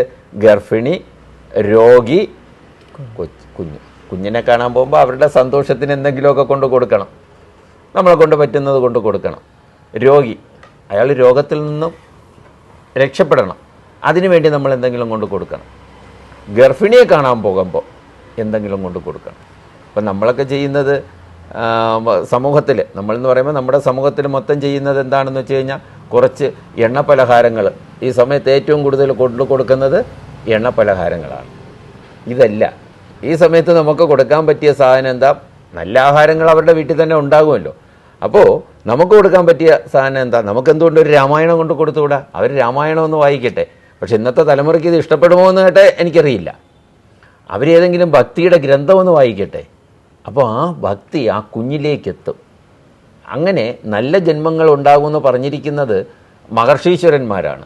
ഇതിൻ്റെ ശാസ്ത്രീയത എന്നോട് ഇന്നത്തെ തലമുറ ചോദിച്ചു കഴിഞ്ഞാൽ അത്രത്തോളം എനിക്ക് മനുഷ്യ ശരീരത്തിൻ്റെ ഘടനയൊന്നും അത്രത്തോളം അറിയാൻ പറ്റില്ല. പക്ഷെ മഹർഷീശ്വരന്മാരെന്താണോ പറഞ്ഞത് അവരവരുടെ ജ്ഞാനദൃഷ്ടിയിൽ കണ്ടതാണ് പറഞ്ഞത്. ഇനി 2 പേരുണ്ട്. അതിലൊന്ന് ദൈവത്തെ കാണാൻ പോകുമ്പോൾ തമിഴ്നാട്ടിൽ നിന്ന് വരുന്ന വിഷപുഷ്പങ്ങളും കൊണ്ടുപോകണം എന്നുള്ള അർത്ഥത്തിലല്ല. അവിടെ ദൈവത്തെ കാണാൻ പോകുമ്പോൾ കൂപ്പ് കൈയോടുകൂടി പോകണം. എന്തെങ്കിലും സമർപ്പിക്കണമെങ്കിൽ ആകാം, അത് 2ാമത്തെ കാര്യമാണ്. അപ്പോൾ ദൈവത്തിനോട് ഭക്തിയാണ് വേണ്ടത്. അതിന് കൂപ്പ് കൈ, അതായത് വെറും കൈയോടെ പോകരുതെന്ന് വെച്ചാൽ കൈ വീശി പോകരുതെന്നേ അതിനർത്ഥമുള്ളൂ. അല്ലാതെ ഈ ആധുനിക കാലത്തൊക്കെ നമ്മുടെ പോറ്റിമാരൊക്കെ പറയും നിങ്ങൾ ദൈവത്തെ കാണാൻ വന്നതില്ലേ, അത് കൊണ്ടുവരണം ഇത് കൊണ്ടുവരണം, കുറേ സാധനങ്ങളുടെ പൂജാ ലിസ്റ്റ് ഇതൊക്കെയാണ് പറയുന്നത്. അതല്ല, കൂപ്പ് കൈയോടുകൂടി പോകണം. അടുത്തിനി ഗുരുവിനെ എങ്ങനെയാണ് നമ്മൾ കാണാൻ പോവേണ്ടത്? ഗുരുവിനെയും വെറും കൈയോടെ കാണാൻ പാടില്ല. നമുക്ക് പണ്ടൊരു ആചാരമുണ്ട്, ഗുരുവിനെ കാണാൻ പോകുമ്പോൾ പാക്ക്, വെറ്റില അങ്ങനെയൊക്കെ കൊണ്ടുപോകുന്ന ഒരു സമ്പ്രദായമുണ്ട്. അല്ല, ഇതൊന്നുമല്ല കൊണ്ടുപോകേണ്ടത്. ഗുരുവിനെ കാണാൻ പോകുമ്പോൾ വെറും കൈയോടെ പോകാൻ പാടില്ല എന്ന് പറഞ്ഞു കഴിഞ്ഞാൽ കുറച്ച് സംശയത്തോടെ പോകണം. ഗുരുവിൽ നിന്നും നമുക്ക് ആ സംശയ നിവാരണം ഉണ്ടാകണം. അപ്പോൾ ഗുരുവിൽ നിന്നും സംശയ നിവാരണത്തിന് വേണ്ടി ഗുരു ആ ലക്ഷ്യത്തോടു കൂടിയാണ് ഗുരുവിൻ്റെ അടുത്തേക്ക് പോകേണ്ടത്. അദ്ദേഹത്തെ കാണുകയെന്ന് വെച്ച് കഴിഞ്ഞാൽ നമുക്ക് ഇന്ന സംശയം ആരിൽ നിന്നും ഇന്ന വ്യക്തിയുടെ അടുത്ത് പോയി കഴിഞ്ഞാൽ, അല്ലേ, നമ്മളെ പഠിപ്പിച്ച ഇന്ന വ്യക്തിയുടെ അടുത്ത് പോയി കഴിഞ്ഞാൽ അങ്ങനെയാണല്ലോ നമ്മൾ ചെയ്യുക, നമുക്കിതിനെ കുറിച്ചൊരു സംശയ നിവാരണം കിട്ടും. അപ്പോൾ ആ ഗുരുവിനെ കാണാൻ പോകുമ്പോൾ സംശയങ്ങളുടെ ഒരു ഭണ്ഡാരം, അതൊരു ഭണ്ഡാരം തന്നെ ആകാം. ഗുരു ആകുമ്പോൾ തന്നെ അദ്ദേഹം എന്താണ്, സംശയ നിവാരണം നടത്താനുള്ള കഴിവ് അദ്ദേഹത്തിൽ ഉണ്ടാക്കി കഴിഞ്ഞു. അപ്പോൾ നേരത്തെ ഈ പറഞ്ഞ ഈ കുഞ്ഞിൻ്റെ ഇളയ കുഞ്ഞായതുകൊണ്ട് എല്ലാവരും കുഞ്ചു എന്നാണ് വിളിച്ചിരുന്നത്. കുഞ്ചു, ചിലർ കുഞ്ചുപിള്ളയെന്ന് വിളിക്കും, ചിലർ കുഞ്ചു എന്ന് വിളിക്കും. കാലഘട്ടം എന്ന് പറയുന്നത് മരുമക്കത്തായമാണ്. അപ്പോൾ ഇത് ഈ 3 കുട്ടികളും ജനിക്കുന്നത് വരെ ഇവർ അവരുടെ വീട്ടിൽ തന്നെയായിരുന്നു. മണ്ണാത്തല എന്ന് പറയുന്ന വീട് നമ്മുടെ മാർത്താണ്ഡ പിള്ളയുടെ വീടാണ്. അപ്പോൾ മാർത്താണ്ഡ പിള്ള ഒരു ദുരഭിമാനിയായിരുന്നു, ഉഗ്രപ്രതാപിയായിരുന്നു. സാമ്പത്തികമൊക്കെ വളരെ കുറവാണ്. ഉഗ്രപ്രതാപി എന്നൊക്കെ പറയുമ്പോൾ സാമ്പത്തികം വളരെ കുറവാണ്. സാമ്പത്തികം കുറയാനൊരു കാരണമുണ്ട്, ഇദ്ദേഹത്തിന് അല്പം ചൂതുകളിയൊക്കെ ഉണ്ട്. അപ്പോൾ പിന്നെ സാമ്പത്തികം കുറയുമല്ലോ. അതുകൊണ്ട് ഇദ്ദേഹം ഭാര്യയെയും പിള്ളരെയും തൻ്റെ വീട്ടിലേക്ക് വിളിച്ചു വരുത്തി. അവിടെയായി ജീവിതം. അങ്ങനെ കുട്ടിക്ക് 7 വയസ്സൊക്കെ കഴിഞ്ഞു. ആദ്യ വിദ്യാഭ്യാസം എന്ന് പറയുന്നത് അമ്മയിൽ നിന്നാണ് കിട്ടിയത്. ആദ്യ വിദ്യാഭ്യാസം അമ്മയാണ് അപ്പം നമുക്ക് ചിന്തിക്കുക എന്തൊക്കെയാണ് പറഞ്ഞു കൊടുത്തിരിക്കുകയെന്ന. വിഷ്ണു സ്തോത്രങ്ങൾ പറഞ്ഞു കൊടുത്തു, ഉപനിഷത്തുകൾ അവർക്കറിയാമെന്നുള്ള അതിലുള്ള ശ്ലോകങ്ങൾ പറഞ്ഞു കൊടുത്തു, പുരാണ കഥകൾ പറഞ്ഞു കൊടുത്തു.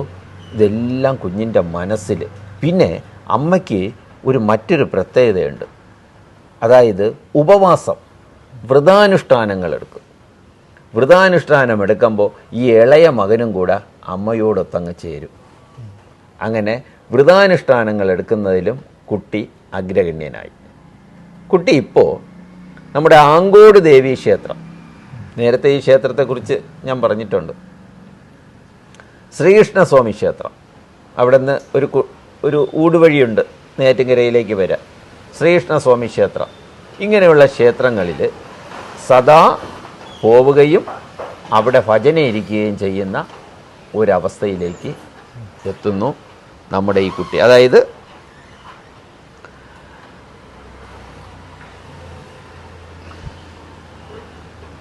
എല്ലാ ഭക്തി, മറ്റുള്ള കാര്യങ്ങളെ അപേക്ഷിച്ച് ഭക്തി ഈ കുട്ടിയിൽ വളരെ കൂടുതലായി കണ്ടുവന്നു. 5 വയസ്സായപ്പോഴാണ് ഈ കുട്ടിക്ക് വിദ്യാരംഭം കുറിച്ചത്. 5 വയസ്സിനാണ് ഈ കുട്ടിക്ക് വിദ്യാരംഭം കുറിച്ചത്. വിദ്യാരംഭത്തിനെ കുറിച്ചൊക്കെ വളരെ നേരത്തെ പറഞ്ഞിട്ടുണ്ട്. ഈ കുട്ടിയെ അന്ന് എഴുത്തിനിരുത്തിയപ്പോൾ നാനം മോന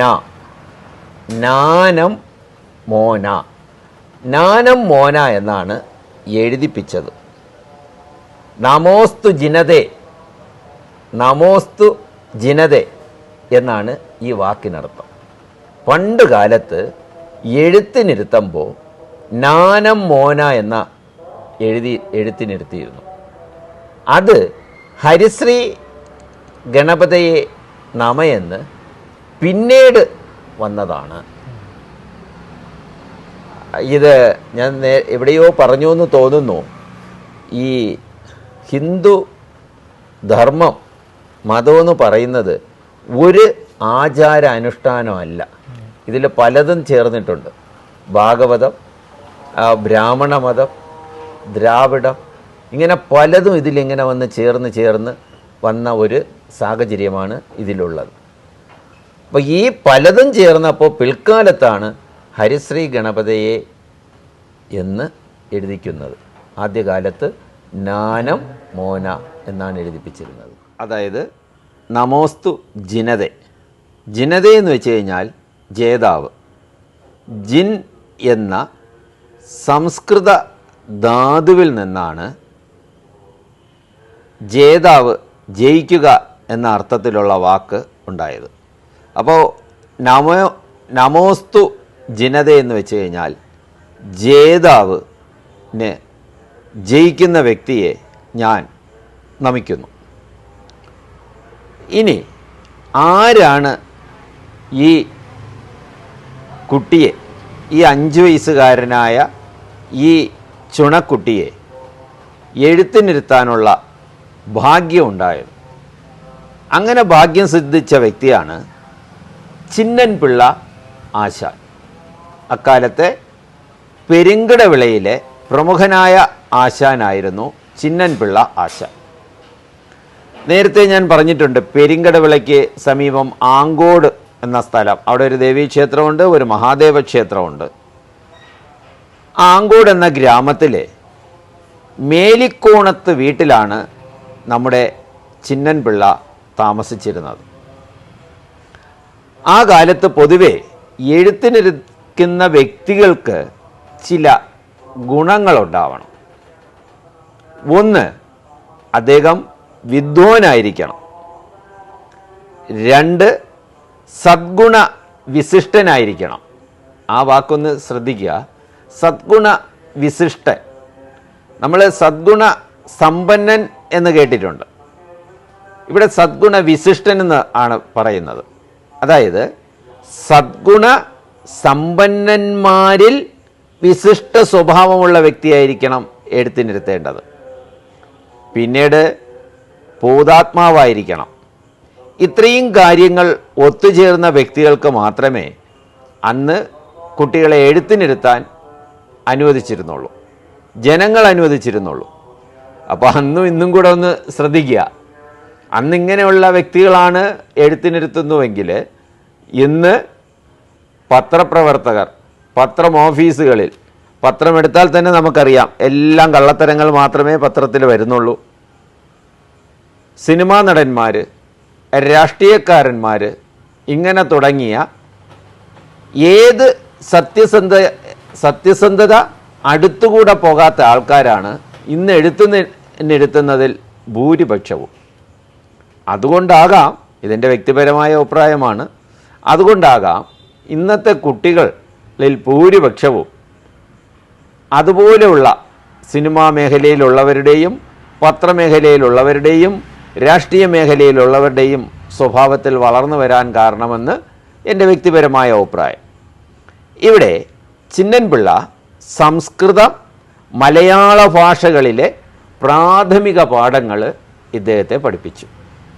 സംസ്കൃതം, മലയാളം അവിടെ അത് നല്ലവണ്ണം പഠിച്ചു. പക്ഷേ ഈ കുട്ടിക്ക് പറഞ്ഞു കൊടുക്കുമ്പോൾ തന്നെ കാര്യങ്ങൾ മനസ്സിലായിരുന്നു. അതുകൊണ്ട് വീട്ടുകാർ വിചാരിച്ചു കുറച്ചുകൂടെ ഉയർന്ന സ്ഥലത്തേക്ക് കൊണ്ടുപോകണം. അന്ന് തച്ചുവിളാകത്ത് പപ്പു ആശാൻ ഒരു കളരി നടത്തിയിരുന്നു. അദ്ദേഹം വലിയ ഒരു സംസ്കൃത പണ്ഡിതനും കൂടെയാണ്. അങ്ങനെ തച്ചുവിളാകത്ത് പപ്പു ആശാൻ്റെ കളരിയിൽ ചേർത്തു. കളരി എന്ന് പറയുമ്പോൾ എല്ലാവിധമായ വിദ്യാഭ്യാസവും പണ്ട് കളരിയിൽ നടത്തിയിരുന്നു. ഇന്ന് കളരി എന്ന് പറയുമ്പോൾ ആയോധന കലകൾക്ക് മാത്രമായി മാറ്റി വച്ചിരിക്കുകയാണ്. അന്ന് ആയോധന കലയും ഒപ്പം അക്ഷരവിദ്യാഭ്യാസവും പുരാണങ്ങളും എല്ലാം പഠിപ്പിക്കുന്ന ഒരു സ്ഥാപനമായിരുന്നു. അവിടെ ചേർത്തപ്പോൾ ഈ സംസ്കൃതത്തിൽ നിന്നും കുട്ടിക്ക് ആദ്യം കിട്ടിയ, അതായത് നമ്മുടെ ചിന്നൻപിള്ള ആശാൻ്റെ അടുത്ത് നിന്നും കിട്ടിയ ആ വിദ്യാഭ്യാസം കുറച്ചുകൂടെ ഉന്നതിയിലേക്ക് കയറി വന്നു. പക്ഷേ തുടർന്ന് പഠിക്കാൻ സാഹചര്യം ലഭിച്ചില്ല. കാരണം ഒന്ന്, സാധാരണ വീട്ടിലെ അംഗമാണ്, പഠിക്കുകയെന്ന് പറയുമ്പോൾ സാമ്പത്തികമായിട്ട് നല്ല ചെലവ് അന്നും ഉണ്ടായിരുന്നു എന്ന് മനസ്സിലാക്കണം. 15 വയസ്സ് മുതൽ കുട്ടി സ്വയം പുരാണങ്ങൾ വായിച്ച് വളർന്നു. നമ്മുടെ ഇന്നത്തെ കുട്ടികൾക്കില്ലാത്ത ഒരു സ്വഭാവമാണ് സ്വയം പഠനമെന്ന് പറയുന്നത്. ഇവിടെ 15 വയസ്സ് മുതൽ നമ്മുടെ കൊച്ചപ്പിപ്പിള്ള സ്വയം പുരാണങ്ങൾ വായിച്ചു തുടങ്ങി. ഇത് മാത്രമല്ല ആ കുട്ടി ചെയ്തിരുന്നത്, ഏതൊരു വിധമായ അലസതയും ആ കുട്ടിക്കില്ലായിരുന്നു. ഗ്രഹകാര്യങ്ങളിൽ മാതാപിതാക്കളെ സഹായിച്ചു. അതേപോലെ തന്നെ നല്ല പ്രവൃത്തികൾ നടത്തി, ക്ഷേത്ര ദർശനങ്ങൾ നടത്തി, ഭക്തി സാധനങ്ങൾ ശീലിച്ച് കുട്ടി വളർന്നു. ഇങ്ങനെ വളർന്നു വരുമ്പോൾ കുട്ടിക്ക് സത്യധർമാദി ഗുണജീവിതത്തിൻ്റെ സംസ്കാരമായി ഈ കുട്ടിയെ കാണപ്പെട്ടു. അതായത് സത്യവും ധർമ്മവും അനേക ഗുണങ്ങളും നിറഞ്ഞ ഒരു കുട്ടിയായി ആ ഗ്രാമം മൊത്തം ഈ കുട്ടിയെ അറിയപ്പെട്ടു. വീട്ടുകാരുടെയും നാട്ടുകാരുടെയും അതിയായ വാത്സല്യം ലഭിച്ചിരുന്നു. അതിന് കാരണമെന്ന് പറയുന്നത് ഈ കുട്ടിയുടെ അനുസരണാശീലമായിരുന്നു. ഈ കുട്ടിക്ക് വളരെയധികം അനുസരണാശീലമുണ്ട്. അതുകൊണ്ട് വീട്ടുകാരുടെയും നാട്ടുകാരുടെയും ലാളന യഥേഷ്ടം ലഭിച്ചിരുന്നു.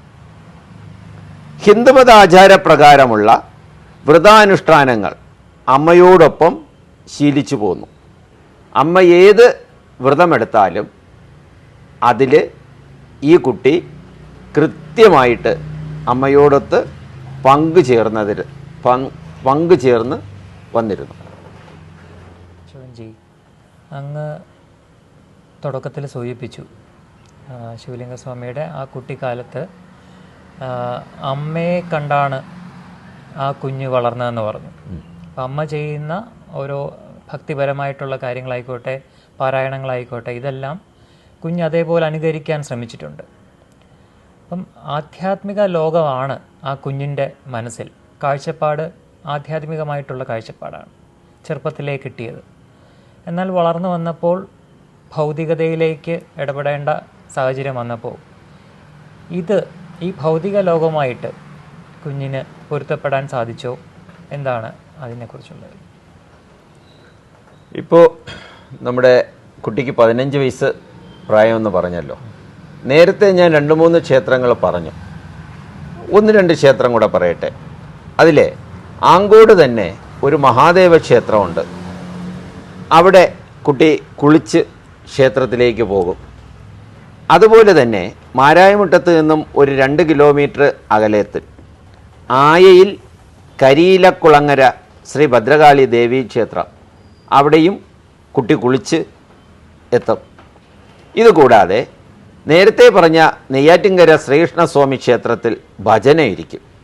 ഭജന ഇരിക്കുക, ക്ഷേത്ര ദർശനം കഴിഞ്ഞ് വളരെ സമയം അവിടെ ഭജനയിലിരിക്കുന്ന ഒരു സ്വഭാവവും ഈ കുട്ടിക്കുണ്ടായി. എന്നാൽ മാമൂൽ വിശ്വാസികളുടെ അപ്രീതിക്ക് ഈ കുട്ടി പാത്രമായി. മാമൂല് വിശ്വാസികളുടെ അപ്രീതിക്ക് ഈ കുട്ടി പാത്രമായി. എങ്ങനെയാണെന്ന് വെച്ച് കഴിഞ്ഞാൽ, ജാതി വ്യത്യാസവും തജ്ജന്യമായി ഉണ്ടായിട്ടുള്ള ഐത്ത എന്ന് പറയുന്ന ആ വൃത്തികെട്ട സമ്പ്രദായത്തെയും കുട്ടി ഒരിക്കലും അംഗീകരിച്ചിരുന്നില്ല. പുറത്തു പോയാൽ വീട്ടിലൊരു സിസ്റ്റം ഉണ്ട്. പുറത്ത് പോയിട്ട് വന്നു കഴിഞ്ഞാൽ കുളിച്ചിട്ട് കയറണം. കുട്ടി പുറത്തു പോയാൽ കുളിക്കാതെ വീട്ടിലേക്ക് കയറും. എന്നാൽ ഒരു സാഹചര്യത്തിൽ കുട്ടി കുളിക്കും. പുറത്തു പോയി തൻ്റെ ശരീരം മാലിന്യം കൊണ്ട് നിറഞ്ഞു എന്ന് തോന്നുകയാണെങ്കിൽ മാത്രമേ കുട്ടി കുളിച്ചിട്ട് വീട്ടിൽ കയറും. അല്ലെങ്കിൽ കുട്ടി വിചാരിക്കുന്നത്, ഞാൻ എന്നെപ്പോലുള്ള മനുഷ്യരുടെ അടുത്തൂടെയാണ് വന്നത്, അവർക്കും എനിക്കും എന്താണ് വ്യത്യാസം എന്ന് പറഞ്ഞിട്ട് കുട്ടി കുളിക്കാതെ അങ്ങ് വീട്ടിൽ കയറും. അങ്ങനെ ആ കാലത്തിൻ്റെ ഒരു പ്രത്യേകത എന്ന് പറയുന്നത്, ജാതിയും ഐത്തവും ദൈവകൽപ്പിതമാണ്. ദൈവമാണ് ജാതിയും ഐത്തവും ഒക്കെ നൽകിയിട്ടുള്ളതെന്നും അത് ആചരിക്കണം, അതിനെതിരെ വിപരീതമായി ചിന്തിക്കുന്നതും പ്രവർത്തിക്കുന്നതും മഹാപാപമാണ്. അതിനെതിരെ ചിന്തിക്കാൻ പാടില്ല, പ്രവർത്തിക്കാൻ പാടില്ല, അത് പാപമാണ്. അപ്പോൾ അവിടെ നമ്മൾ ശ്രദ്ധിക്കേണ്ട ഒരു കാര്യമാണ്, ഈ കുട്ടിയെ വളരെ ചെറുതിലേ തന്നെ ഹിന്ദുമത പാഠങ്ങളിലൂടെ, പുരാണങ്ങളിലൂടെ, വിഷ്ണു സ്തോത്രങ്ങളിലൂടെ ഇങ്ങനെ കടത്തിവിട്ടു. പക്ഷെ എന്നിട്ടും കുട്ടിയുടെ മനസ്സിൽ ഇങ്ങനെ ഒരു ചിന്ത ഉണ്ടാവുകയെന്ന് വെച്ച് കഴിഞ്ഞാൽ, അവിടെയാണ് മറ്റൊരു അദൃശ്യ ശക്തി ചില മഹാന്മാരുടെ ശരീരത്തിലെ അല്ലെങ്കിൽ അവരുടെ ആത്മാവിലോ അല്ലെങ്കിൽ അവരുടെ തലച്ചോറിലോ പ്രവർത്തിക്കുന്നുവെന്ന് നമ്മൾ മനസ്സിലാക്കേണ്ടത്. അപ്പോൾ ഇങ്ങനെ ഈ കുട്ടി ഇങ്ങനെ ആയപ്പോൾ കുട്ടിയെ ഉപദേശിക്കാൻ തുടങ്ങി, അടി കൊടുക്കാൻ തുടങ്ങി. ഈ ഉപദേശവും അടിയും എല്ലാം കുട്ടി ശാന്തമായിട്ട് സഹിച്ചു. കുട്ടി അപ്പോഴെല്ലാം പറയുന്ന ഒരു കാര്യമുണ്ട്, എല്ലാ ജീവജാലങ്ങളെയും സൃഷ്ടിച്ച് സംരക്ഷിക്കുന്ന ദൈവം തമ്പുരാന് ഒരിക്കലും ഭേദബുദ്ധി ഉണ്ടാകില്ല. ഇതാണ് കുട്ടിയുടെ അന്നത്തെയും ആ വിശ്വാസം എന്ന് പറയുന്നത്. ഇങ്ങനെ ഈ കുട്ടി ജീവിതം മുന്നോട്ട് പോയിക്കൊണ്ടിരിക്കെ ഒരു ദിവസം ആ കുട്ടി ഒരു ഊടുവഴിയിലൂടെ, അതായത് മാരായമുട്ടത്ത് നിന്നും ഊടുവഴിയിലൂടെ, പണ്ട് പറയുന്ന ഊടുവഴി, എളുപ്പത്തിലെത്താൻ പറ്റുന്ന വഴി, ഒരു ഊടുവഴിയിലൂടെ നെയ്യാറ്റിൻകര ശ്രീകൃഷ്ണസ്വാമി ക്ഷേത്രത്തിലേക്ക് പോവുകയാണ്. ജി, ഇപ്പം അങ്ങ് പറഞ്ഞല്ലോ ശിവലിംഗസ്വാമി ചെറുപ്പത്തിലെ തന്നെ ഒരു ദിവ്യത്വമുള്ള ഒരു കുട്ടിയായിട്ടാണ് വളർന്നത്. അത് പ്രകടിപ്പിച്ചിരുന്നു ചെറുപ്പത്തിലെ തന്നെ. അപ്പം ആ മഹാത്മാവിന് എങ്ങനെയാണ് ഗുരുദേവനുമായിട്ടുള്ള ആ ഒരു കൂടിക്കാഴ്ച നടന്നത്? അത് എപ്പോഴായിരുന്നിരിക്കാം? ഇപ്പോൾ നമ്മുടെ ഈ കുട്ടിക്ക് 15 വയസ്സ് പ്രായമാണ്. ഇതേ പ്രായത്തിലാണ് ഈ കുട്ടി ക്ഷേത്രങ്ങളിൽ പോകുന്ന, നേരത്തെ പറഞ്ഞല്ലോ, നെയ്യാറ്റിൻകര ശ്രീകൃഷ്ണസ്വാമി ക്ഷേത്രത്തിലേക്ക് പോവുകയാണ്. അപ്പോൾ ഈ പോകുന്ന കാര്യം, അതായത് താൻ ഗുരുദേവനെ കണ്ടതു മുതലുള്ള കാര്യങ്ങൾ പേരൂർക്കട എം കൊച്ചപ്പൻ എന്ന് പറയുന്ന വ്യക്തിയോട് ഇദ്ദേഹം അറിയിച്ചിട്ടുണ്ട്. ഞാൻ ഗുരുദേവനെ കണ്ട ദിവസം അതൊരു ദിവ്യ ചരിതമായിട്ടാണ് ഇദ്ദേഹം കാണുന്നത്. അദ്ദേഹം തന്നെ, അതായത് ഈ കൊച്ചപ്പിള്ള തന്നെ അതിനെ പറയുന്നത് അതൊരു ദിവ്യ ചരിതമാണ്. ഞാൻ ഗുരുദേവനെ കണ്ടത് ഒരു ദിവ്യ ചരിതമാണെന്നാണ് പറയുന്നത്. ഇന്ന് നമ്മൾ കാണുന്ന അരുവിപ്പുറമല്ല അന്നത്തെ അരുവിപ്പുറം. ഭയങ്കര കാടാണ്.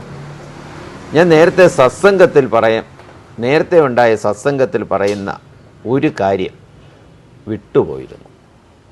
അതായത് ഗുരുദേവൻ ആ ആറ്റിൻ്റെ കരയിൽ ഒരു ഗുഹയിലിരിക്കുമായിരുന്നു. അതിനെ അറിയപ്പെടുന്നത് പുലിപ്പാറ എന്നാണ്. ആ ഗുഹയെ അറിയപ്പെടുന്നത് പുലിപ്പാറ എന്നാണ്. പുലിപ്പാറ എന്ന പേരുകൊണ്ട് തന്നെ വ്യക്തമായല്ലോ, അവിടെ പുലിയുണ്ട്. മാത്രമല്ല, അതിലെ പോകുന്നവർ ആറ്റിനക്കരെ വന്യമൃഗങ്ങളുണ്ട്. അത് ഈ പാറയിൽ തന്നെ പുലി കിടക്കുന്നത്, പുലിയും കുട്ടികളും ഒക്കെ കിടക്കുന്നത് കണ്ടിട്ടുണ്ട്. വന്യമൃഗങ്ങളുണ്ട്. ഇത് കൂടാതെ പിശാചുക്കളുണ്ടെന്ന് വിശ്വസിച്ചിരുന്നു. അതുകൊണ്ട് അങ്ങോട്ട് ആരും നോക്കുക പോലും ചെയ്യില്ല. ഈ വഴി പോകുമ്പം അക്കരയ്ക്ക് ആരും നോക്കാതെ തന്നെ ഇവരങ്ങ് വെക്കോളും. ഈ ആറ്റിന് അക്കരെ കൂടെ ഈ കുട്ടി ഇങ്ങനെ പോകുമ്പോൾ ഒരു ചെറിയൊരു നോട്ടം, കൊച്ചുകുട്ടിയാണല്ലോ, അപ്പോൾ ചെറിയൊരു നോട്ടം ഇങ്ങോട്ടൊന്ന് ആയിപ്പോയപ്പോൾ ആ ആറ്റിനക്കരെ ഒരു വെള്ളമുണ്ടെടുത്ത, വെള്ള വസ്ത്രം ധരിച്ച, 6.25 അടി പൊക്കമുള്ള, വെളുത്ത് സുമുഖനായ ഒരു യുവാവ്, അദ്ദേഹത്തിൻ്റെ സ്വന്തം വാക്കിൽ പറഞ്ഞു കഴിഞ്ഞാൽ, കൊച്ചപ്പിള്ളയുടെ സ്വന്തം വാക്കിൽ പറഞ്ഞു കഴിഞ്ഞാൽ, സൂര്യപ്രഭയോടെയുള്ള ഒരു യുവാവ് നിൽക്കുന്നു. സ്വാഭാവികമായിട്ടും ഇങ്ങനെ ഒന്ന് കണ്ടു, കൂടുതൽ നോക്കിയില്ല, അങ്ങ് പോയി. കാര്യം അവിടെ അങ്ങനൊരു മനുഷ്യൻ നിൽക്കാറില്ല. പ്രത്യേകിച്ച് വെള്ളവസ്ത്രവും കൂടെ ആകുമ്പോൾ കുട്ടിയുടെ ഭയം കുറച്ചുകൂടെ ഒന്ന് കൂടും. കുട്ടി പോയി. തിരിച്ച് അങ്ങോട്ട് പോയത്, തിരിച്ചു വന്നപ്പോൾ ഒന്ന് ഇടം കണ്ണിട്ടൊന്ന് നോക്കി, അക്കരെ ഒന്ന് ഇടം കണ്ണിട്ട് നോക്കി, ആരുമില്ല. വീട്ടിൽ പോയി. പക്ഷെ വീട്ടിൽ പോയി ആ രാത്രി കുട്ടിക്ക് ഉറങ്ങാൻ കഴിഞ്ഞില്ല. ഈ സൂര്യപ്രഭയായിട്ട് നിന്ന ആ യുവാവ് ആര്? ആ യുവാവ് എങ്ങനെ അവിടെ വന്നു? പ്രത്യേകിച്ച് ഈ കുട്ടിക്കറിയാം അവിടെ പുലിയുമുള്ള സ്ഥലമാണ്. ആ യുവാവ് എങ്ങനെ അവിടെ വന്നു എന്നുള്ള ഈ ചിന്തയിൽ കുട്ടി നേരം വെളുപ്പിച്ചു. രാവിലെ ആയപ്പോൾ അമ്മ പറഞ്ഞു, അന്നത്തെ കുട്ടിയൊക്കെ ജോലി ഉണ്ടായിരുന്നു. പ്രത്യേകിച്ച് അത് നായർ തറവാടുകളിൽ കൂടുതലായിരുന്നു. അന്ന് നായർ തറവാടുകളിൽ പശു വളർത്തൽ കൂടുതലായിട്ടുണ്ടായിരുന്നു. രാവിലെ ആയപ്പോൾ കുട്ടിയുടെ അമ്മ പറഞ്ഞു, നീ ഒരു കാര്യം ചെയ്യ്, കുറച്ച് പുല്ലരിഞ്ഞുകൊണ്ട് പോകാം. അപ്പോൾ പുല്ലരിയാൻ വേണ്ടി ഒരു അരിവാൾ പോലത്തെ ഒരു സാധനവും ഓലമിടഞ്ഞ ഒരു വല്ലം എന്ന് പറയുന്ന ഒരു സാധനവും കൊടുത്തു വിടും. കുട്ടി കേട്ട പാതി കേൾക്കാത്ത പാതി ഇത് രണ്ടും എടുത്തുകൊണ്ട് ഓടി. അവിടെ നിന്ന് വളരെ ദൂരെയാണ്, ഇങ്ങ് വന്നു. ഈ അപ്പുറത്തൂടെ കറങ്ങി വരണം. ആ അപ്പുറത്തൂടെ കറങ്ങി ഇവിടെ വന്ന് നോക്കിയപ്പോൾ നേരത്തെ ഇന്നലെ കണ്ടപ്പോൾ ആ പുലിപ്പാറയുടെ മുകളിൽ നിന്നെങ്കിൽ ഇന്ന് ആ ഗുഹയ്ക്കകത്ത് കിഴക്കോട്ട് നോക്കി ഒരാളിരുന്ന് ധ്യാനിക്കുന്നു. ആ ധ്യാനാവസ്ഥയിൽ കണ്ടു. അത് അദ്ദേഹത്തിനൊരു തിരുസ്വരൂപമായിട്ടാണ് തോന്നുന്നത്. അപ്പോഴും കുട്ടിയുടെ മനസ്സിൽ ഗുഹയ്ക്കകത്തിരിക്കുന്നു. അവിടെ ക്രൂരമായ സർപ്പങ്ങളുണ്ടാകാം, പുലിയുണ്ട്, കുട്ടി കണ്ടിട്ടുണ്ട്. പിന്നെ ആൾക്കാരൊക്കെ പുലി വരുമ്പം കിടന്ന് വിളിക്കുന്ന ഒരു കാലഘട്ടമാണ്. പിന്നെ നേരത്തെ പറഞ്ഞതുപോലെ പിശാചുക്കൾ വീണ്ടും കുട്ടിയുടെ മനസ്സിൽ ഇദ്ദേഹം എങ്ങനെ അവിടെ വന്നു എന്നുള്ള ഒരു തോന്നൽ ഇങ്ങനെ ഉണ്ടായിക്കൊണ്ടേയിരുന്നു. വീണ്ടും പല ദിവസം കുട്ടി ഇവിടെ വരും ഈ യുവാവിനെ കാണാൻ വേണ്ടി. ചിലപ്പോൾ കാണും, ചിലപ്പോൾ കാണൂല, മടങ്ങിപ്പോവും. മറ്റൊരു ദിവസം നദിക്കരയിൽ എന്തിനോടോ ചിരിച്ചുകൊണ്ട് നിൽക്കുന്നു. അവിടെ വേറെ മനുഷ്യരാരുമില്ല. നദിക്കരയിൽ മറ്റെന്തിനോടോ യുവാവ് ചിരിച്ചുകൊണ്ട് നിൽക്കുകയാണ്. ബാലൻ ഇക്കരെ നിന്ന് നോക്കിയപ്പോഴത്തേക്കും ഈ ബാലനെ കണ്ടും ഒന്ന് ചിരിച്ചു. കുട്ടിക്കാലം തൊട്ട് ഭയചകിതനാണ് ബാലൻ. ഇദ്ദേഹം ഈ കൊച്ചുകുട്ടി 15കാരൻ അങ്ങോട്ട് നോക്കുമ്പോൾ ഏതോ മനുഷ്യരോടല്ല വേറെ എന്തിനോടോ ചിരിക്കുന്നു. ആരോടാണ് ചിരിക്കുന്നതെന്ന് മനസ്സിലായില്ല. ഈ കുട്ടിയെ തിരിഞ്ഞു നോക്കിയിട്ട് ഈ കുട്ടിയെ കണ്ടും ഒന്ന് ചിരിച്ചു. ആദ്യമായിട്ട് കുറച്ച് ദിവസങ്ങൾക്ക് 4-5 ദിവസങ്ങൾക്ക് മുമ്പ് കണ്ട ആ രൂപത്തിനോടുള്ള ഭയം ഈ ചിരിയോടുകൂടി മാറി. കുട്ടിയുടെ മനസ്സിൽ അനേക ചോദ്യങ്ങൾ ഉയർന്നു. ആദ്യത്തെ ചോദ്യം, ഇദ്ദേഹം ആര്? അടുത്ത ചോദ്യം, എവിടെ നിന്ന് വന്നു? ഇതിനൊന്നും ഉത്തരമില്ല. ഇതേ തുടർന്ന് 1000 ചോദ്യങ്ങൾ കുട്ടിയുടെ മനസ്സിലുണ്ടാവുകയാണ്. അപ്പോൾ എന്തായിരിക്കും? നമുക്ക് ചിന്തിക്കാവുന്നതേ ഉള്ളൂ. ആ പുലി ഇദ്ദേഹത്തെ പിടിക്കില്ലേ, പാമ്പ് ഉപദ്രവിക്കില്ലേ എന്നൊക്കെയുള്ള 1000 ചോദ്യങ്ങൾ കുട്ടിയുടെ മനസ്സിലേക്ക് വരികയാണ്. അപ്പോൾ ആരോ പറഞ്ഞു, അക്കരെ ഒരു സന്യാസി വന്നിരിക്കുന്നു. അപ്പോൾ ഇതിനിടയിൽ തന്നെ അവിടെ ഒരു സന്യാസി വന്നതായിട്ട് ആളുകൾക്ക്, നേരത്തെ നമ്മുടെ സത്സംഗത്തിൽ പറഞ്ഞു, ഒരു സന്യാസി വന്നതായിട്ട് ആളുകൾക്ക് ചെറിയൊരു സൂചന കിട്ടിയെന്ന് പറഞ്ഞു. അക്കരെ ഒരു സന്യാസി വന്നിരിക്കുന്നു.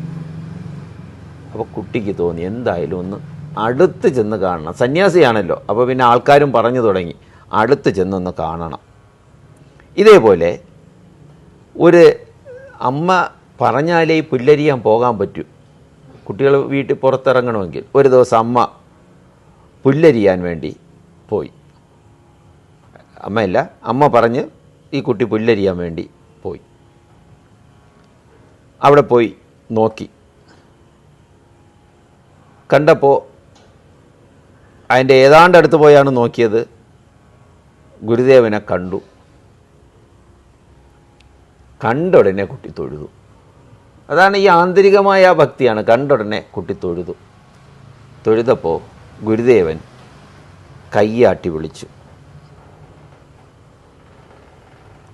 ഗുരുദേവൻ്റെ അടുത്ത് ചെന്നു. വീടെവിടെ? ആദ്യ ചോദ്യം. എന്തിനു വന്നു? അപ്പോൾ ഇദ്ദേഹം തന്നെ പറയുന്നു,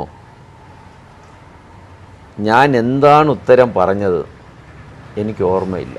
നമുക്ക് കണ്ടപ്പോൾ തന്നെ ആ മാസ്മരികയിൽ അങ്ങ് ലയിച്ചു പോയി.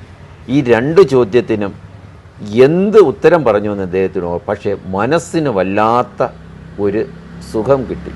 ആ സുഖം അനുഭവിച്ചു. ഇതേ തുടർന്ന് അവസരം കിട്ടുമ്പോഴൊക്കെ ഇദ്ദേഹം, നമ്മുടെ ഈ 15കാരൻ, ദിവസങ്ങൾ കഴിഞ്ഞു, പ്രായത്തിൽ വ്യത്യാസങ്ങൾ വന്നു, അവസരം കിട്ടുമ്പോഴൊക്കെ കുട്ടി അവിടെ പോകും. 6-7 മാസങ്ങൾ ഇങ്ങനെ കഴിഞ്ഞിരിക്കുകയാണ്.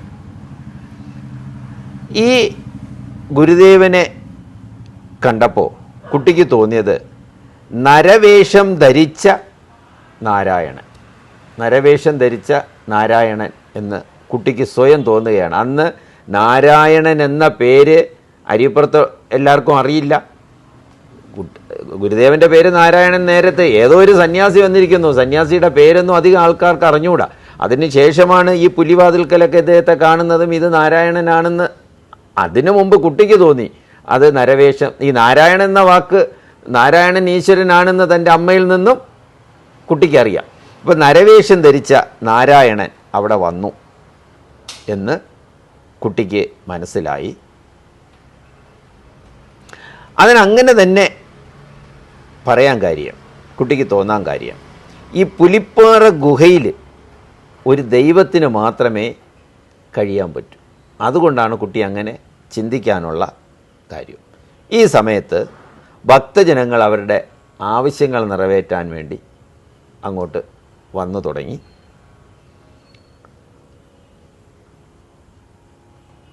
ഈ കുട്ടി അങ്ങോട്ടും പോകുമ്പോൾ ഒരു ദിവസമാണ് അടുത്ത് കണ്ടത്. പിന്നീട് ഈ ആൾക്കാരോട് ഒക്കെ ഈ കുട്ടി അങ്ങോട്ടും ഇങ്ങോട്ടും പോകും. ഒരു കടാക്ഷം, കുട്ടി തൊഴും, ഗുരുദേവനെ കാണുമ്പോൾ തൊഴും. ഗുരുദേവനിൽ നിന്നും ഒരു കടാക്ഷം, തിരിച്ച് പ്രതികരണം ഒന്നുമില്ല. ആൾക്കാർ, ഭക്തജനങ്ങൾക്ക് അസൂയയായി കുഞ്ചുവിനോട്. കുഞ്ചുവിനെ അദ്ദേഹത്തിന് അറിയാം. കാര്യം ഏത് ആൾക്കൂട്ടത്തിൽ വെച്ച് കണ്ടാലും കുഞ്ചുവിന് ഒരു കടാക്ഷം കൊടുക്കും. അത് ഉറപ്പായിട്ടുള്ള കടാക്ഷമാണ്. അപ്പോൾ ആൾക്കാരെല്ലാം പറയും, ഞങ്ങളെ ഒന്നും അറിഞ്ഞൂടെങ്കിലും കുഞ്ചുവിനെ അറിയാമല്ലോ എന്ന് ആൾക്കാർ പറഞ്ഞു തുടങ്ങി. ഭക്തജനങ്ങളുടെ ഓരോരോ ആവശ്യവും ഇങ്ങനെ ഗുരുദേവൻ നടത്തിക്കൊണ്ടിരുന്നു.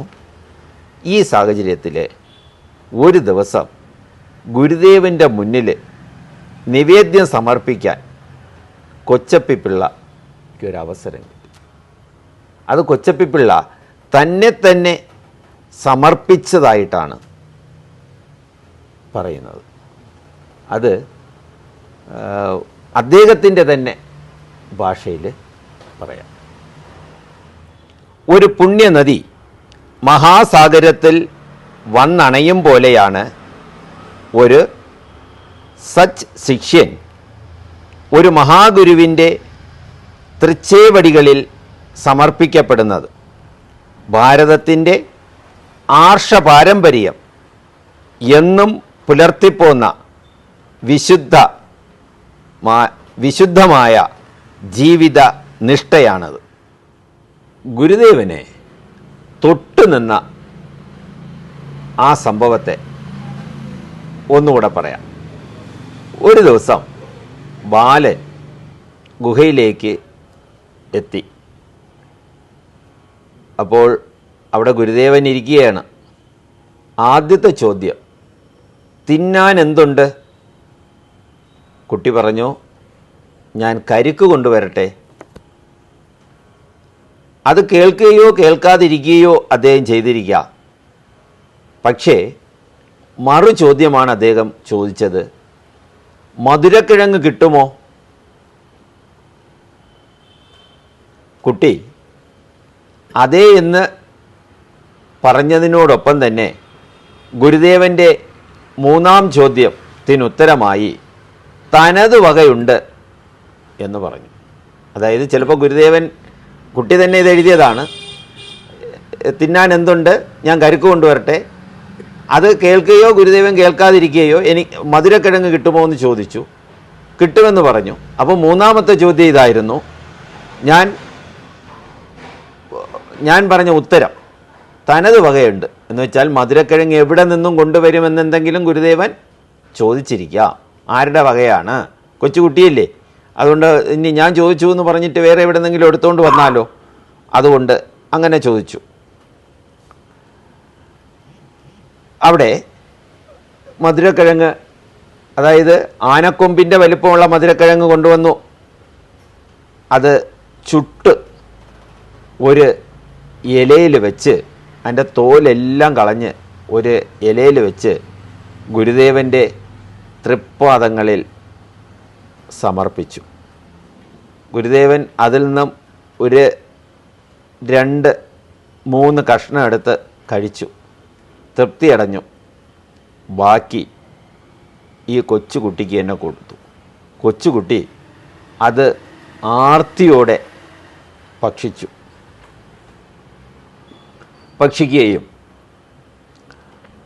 ആ കൊച്ചുകുട്ടിക്ക് ഈ ഇലയിൽ ആ സാധനങ്ങൾ കൊണ്ട് ഗുരുദേവൻ്റെ മുന്നിൽ കൊടുത്തപ്പോൾ തോന്നിയതാണ്, തന്നെ ഗുരുദേവൻ്റെ കാൽക്കൽ സമർപ്പിക്കുന്നു എന്ന ഒരു തോന്നലാണ് അദ്ദേഹത്തിന് ഉണ്ടായത്. അപ്പോൾ തുടർന്ന്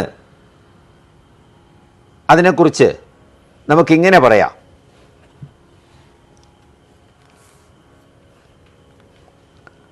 ബാലഭക്തനെ കുടുംബവുമായി ബന്ധിപ്പിച്ചിരുന്ന പാശം അപ്പോഴും ബലിഷ്ഠമായിരുന്നു. എങ്കിലും ഗുരുദേവനുമായി എത്ര കണ്ടു കൂടുതൽ അടുത്തുവോ അത്രയ്ക്കും ആ ബന്ധം അയഞ്ഞു തുടങ്ങി. പരിസരത്തിൻ്റെ പ്രതികൂല ശക്തി നിമിത്തം ബാലൻ കഴിയുന്നതും അത് മറച്ചു പെരുമാറി. ഏതുപായവും അവൻ കൈക്കൊള്ളും. അതിനുവേണ്ടി സത്യത്തിൽ നിന്ന് തെല്ലകന്ന് സഞ്ചരിക്കാനും മടിക്കുകയില്ല. പുല്ലറുക്കുവാൻ വല്ലവും അരിവാളുവുമായി വീട്ടിൽ നിന്ന് പുറപ്പെടുവാൻ ഉത്സാഹം ചെറുതൊന്നുമല്ല. പക്ഷേ ആ സാധനം രണ്ടും കാട്ടിനിടയിൽ എവിടെയെങ്കിലും ഉപേക്ഷിക്കും. ഉടനെ ഒളിയും. താൻ അങ്ങ് ഗുരുദേവ സമക്ഷം തെളിയും.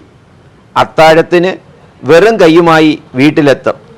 രക്ഷകർത്താക്കളുടെ അറിവിൽ അവയെല്ലാം അപ്പോഴപ്പോഴെത്തിയിരുന്നു. ഈ സുഖക്കേട് 4 ഉപായ കഷായം കൊണ്ടും ഭേദമാകില്ലെന്ന് അവർ കണ്ടു. ഈ തൊട്ടു തിന്നിയെ വീട്ടിൽ കയറ്റുന്നതിൽ പിടാക് വഴക്കും തലപൊക്കി തുടങ്ങി. ഇങ്ങനെ ഈ സംഭവത്തെ അദ്ദേഹം തന്നെ വർണ്ണിച്ചിട്ടുണ്ട്. തുടർന്ന് ഇദ്ദേഹത്തിന് സമുദായം ഭ്രഷ്ട് കൽപ്പിക്കുന്നു. അതിനെക്കുറിച്ച് വളരെ വിശാലമായിട്ട് തന്നെ പറയുന്നുണ്ട്. വീട്ടിൽ നിന്ന് പുറത്താക്കാൻ വേണ്ടി തീരുമാനിക്കുന്നു. നായർ സമുദായത്തിലുള്ളവരെല്ലാം ഇദ്ദേഹത്തിന് എതിരാകുന്നു. ഒരു പ്രമുഖനായ നായർ പ്രമാണി ഇദ്ദേഹത്തെ തല്ലുവാൻ വേണ്ടി തീരുമാനിച്ചു. തല്ലുകയെന്ന് വെച്ച് കഴിഞ്ഞാൽ രഹസ്യമായിട്ട് തല്ലുക, വഴിയിലിട്ട്, അതായത് ഗുണ്ടകളെ വിട്ട് തല്ലിക്കുക. അങ്ങനെ തല്ലാൻ വേണ്ടി തീരുമാനിക്കുന്നു. എന്തുകൊണ്ടാണെന്നറിയില്ല. അദ്ദേഹം തന്നെ പറയുന്നു, ഈ തല്ലിൽ നിന്നും അദ്ദേഹത്തെ ആരോ രക്ഷിച്ചു. ആര് എന്ന് അദ്ദേഹം ആരോ രക്ഷിച്ചു. അതൊരു പക്ഷേ ഗുരു കടാക്ഷം തന്നെ ആയിരിക്കാം. അങ്ങനെ വീട്ടിൽ നിന്നും പുറത്താകുന്ന കുഞ്ചുവിൻ്റെ ആത്മപ്രതിജ്ഞ, അദ്ദേഹം ഒരു പ്രതിജ്ഞ എടുക്കുന്നു. ആ പ്രതിജ്ഞ അദ്ദേഹത്തിൻ്റെ ഭാഷയിൽ തന്നെ നമുക്ക് പറയാം. തറവാട്ടിന് താൻ നശിച്ചെങ്കിൽ തനിക്ക് താൻ തുണയായി. തത്കാലം ഒരു വീട് പോയെങ്കിൽ ക്രമേണ നാടാകെ തൻ്റെ വീടും നാട്ടാരൊക്കെ തൻ്റെ വീട്ടുകാരുമാകും. എല്ലാ പാശങ്ങളും തകർക്കുവാൻ ഗുരുപാദ പരിസേവനം ജീവിതവ്രതമായി തീരണം എന്ന് അദ്ദേഹം ഒരു ആത്മപ്രതിജ്ഞയും എടുക്കുന്നു. ഇങ്ങനെ അദ്ദേഹം ആധ്യാത്മമാർഗത്തിലേക്ക് തിരിയുകയാണ്. അദ്ദേഹത്തിൻ്റെ ശിവലിംഗസ്വാമിയുടെ ജന്മനിയോഗം എന്താണെന്ന് അദ്ദേഹത്തിന് മനസ്സിലായി. അദ്ദേഹത്തിന് ഉറപ്പുണ്ടായിരുന്നു. ആധ്യാത്മിക മേഖലയിൽ കൂടി ഗുരുദേവൻ്റെ ആജ്ഞ അനുസരിച്ച് അദ്ദേഹത്തിൻ്റെ ലക്ഷ്യത്തിലേക്ക് പോവുകയാണ് എന്ന് അദ്ദേഹത്തിന് ഉറപ്പാണ്. എന്നാൽ സ്വാമികളുടെ കുടുംബത്തിനോ കൂട്ടർക്കോ അതറിയില്ലായിരുന്നു. ആ തിരിച്ചറിവില്ല. അതുകൊണ്ടാണ് ആ എതിർപ്പുകളെല്ലാം വരാൻ കാരണമായിട്ടുള്ളത്. എന്നാലും ആ സമയത്തും അദ്ദേഹം കുറേ ഫൈറ്റ് ചെയ്ത് കുറേ ത്യാഗങ്ങൾ സഹിച്ചാണ് ആ പ്രതിജ്ഞ വരെ എടുത്തത്. അപ്പോഴും അദ്ദേഹം ആധ്യാത്മിക പാതയിലേക്ക് പ്രവേശിച്ചിട്ടുണ്ടാവില്ല അല്ലേ? എങ്ങനെയാണ് അതിനെക്കുറിച്ച് പറയുമ്പോൾ നമ്മുടെ ഭാരതീയ ദർശനത്തിൽ അധ്യാത്മ മാർഗത്തിലേക്ക് പോകാൻ എന്ത് ചെയ്യണമെന്ന് വ്യക്തമായിട്ട് പറയുന്നുണ്ട്. മനുഷ്യ ജീവിതത്തെ സമഗ്രമായി വിശ്ലേഷണം ചെയ്യണം. അത് സ്വന്തമായിട്ടും വിശ്ലേഷണം ചെയ്യുന്നതായിരിക്കും കൂടുതൽ നല്ലത്. മറ്റൊരാളിന് വേണമെങ്കിൽ വിശ്ലേഷണം ചെയ്യിച്ച് പറഞ്ഞു വിടുകയും ചെയ്യാം. മനുഷ്യ ജീവിതത്തെ സമഗ്രമായി വിശ്ലേഷണം ചെയ്ത് വിവേകപൂർവം തൻ്റെ മാർഗത്തെ തിരഞ്ഞെടുക്കാൻ ഭാരതീയ സംസ്കാരം നമ്മെ പഠിപ്പിക്കുന്നു. അങ്ങനെ വരുമ്പോൾ ആ മാർഗം രണ്ടാണ്. ആ മാർഗം 2 ഇങ്ങനെ പറയാം. ഒന്നാമത്തത് ശ്രേയസ്, രണ്ടാമത്തത് പ്രേയസ്. അപ്പോൾ 2 തരത്തിലുള്ള മാർഗങ്ങളാണ് ഉള്ളത്. ഒന്ന് ശ്രേയസ് എന്നാണ്, 2 പ്രേയസ് എന്നാണ്. ഈ ശ്രേയസിന് മറ്റൊരു പേരുണ്ട്, വിചാരം. ശ്രേയസിൻ്റെ മറ്റൊരു പേര് വിചാരം. പ്രേയസിന് മറ്റൊരു പേരുണ്ട്, വികാരം. അപ്പം മാർഗം 2 ശ്രേയസ്സും പ്രേയസ്സും. ആ ശ്രേയസിൻ്റെത് വിചാരം, പ്രേയസിൻ്റെത് വികാരം. അപ്പം വിചാരമാർഗത്തിലേക്കും പോകാം, വികാരമാർഗത്തിലേക്കും പോകാം. അവിടെയാണ് പഞ്ചേന്ദ്രിയത്തിൻ്റെ പ്രാധാന്യം. പഞ്ചേന്ദ്രിയത്തെ അടക്കിക്കഴിഞ്ഞാൽ വിചാരമാർഗത്തിലേക്ക് പോകാം.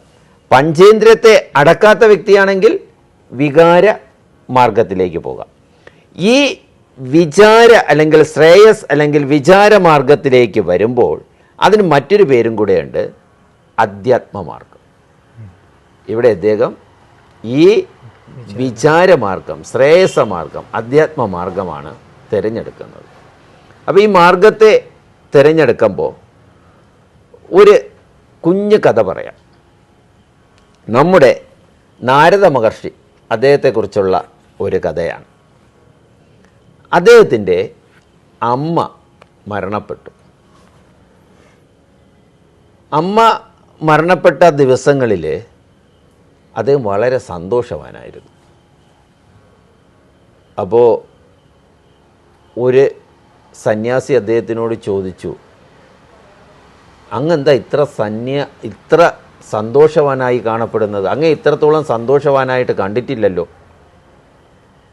അത് എൻ്റെ അമ്മ മരണപ്പെട്ടു, അതുകൊണ്ടാണ് ഞാൻ സന്തോഷവാനായിട്ട് കാണുന്നത്. അപ്പോൾ ഈ കഥ ഇവിടെ നിൽക്കട്ടെ. ഈ ഗുരുദേവനോടൊരുക്കെ അമ്മ മരണപ്പെട്ട കാര്യം ഗുരുദേവൻ അറിയുകയാണ്. അപ്പോൾ ഗുരുദേവൻ പറഞ്ഞത്, അമ്മ അടുത്ത മുറിയിലേക്ക് വസ്ത്രം മാറാൻ പോയിരിക്കുകയാണ്. എന്നുവെച്ചാൽ മരണപ്പെട്ടു എന്ന കാര്യം അദ്ദേഹം പറയാൻ തയ്യാറല്ല. അമ്മ അടുത്ത മുറിയിലേക്ക് വസ്ത്രം മാറാൻ പോവുകയാണ്. അപ്പം ഇങ്ങനെയൊക്കെ പറയുമ്പോൾ നമ്മൾ വിചാരിക്കും ഈ അധ്യാത്മമാർഗത്തിലുള്ള എല്ലാവരുടെയും ഹൃദയം കഠിനമാണെന്ന് വിചാരിക്കും. കഠിനമല്ല. ഇവിടെ നാരദ മഹർഷിക്ക് കാര്യം മനസ്സിലായി. അമ്മ എന്ത് ചെയ്തിട്ടില്ല? അമ്മ മരിച്ചിട്ടില്ല.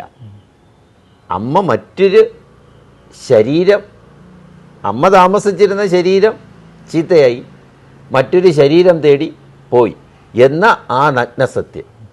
ഇവിടെ അമ്മ വസ്ത്രം മാറാൻ പോയിരിക്കുകയാണ്. എന്നുവെച്ചാൽ അമ്മയുടെ ജീവൻ്റെ വസ്ത്രം ശരീരമായിരുന്നു, അത് നശിച്ചതുകൊണ്ട് മറ്റൊരു ശരീരം നോക്കിപ്പോയിരിക്കുകയാണ്.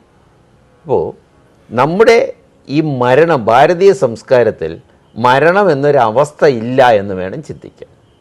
പരമാത്മാവിലേക്ക് ലയിക്കുന്നു, അതവിടെ നിന്നും ഇങ്ങോട്ട് വീണ്ടും വരുന്നു എന്നുള്ള ഒരു ധാരണയാണ്.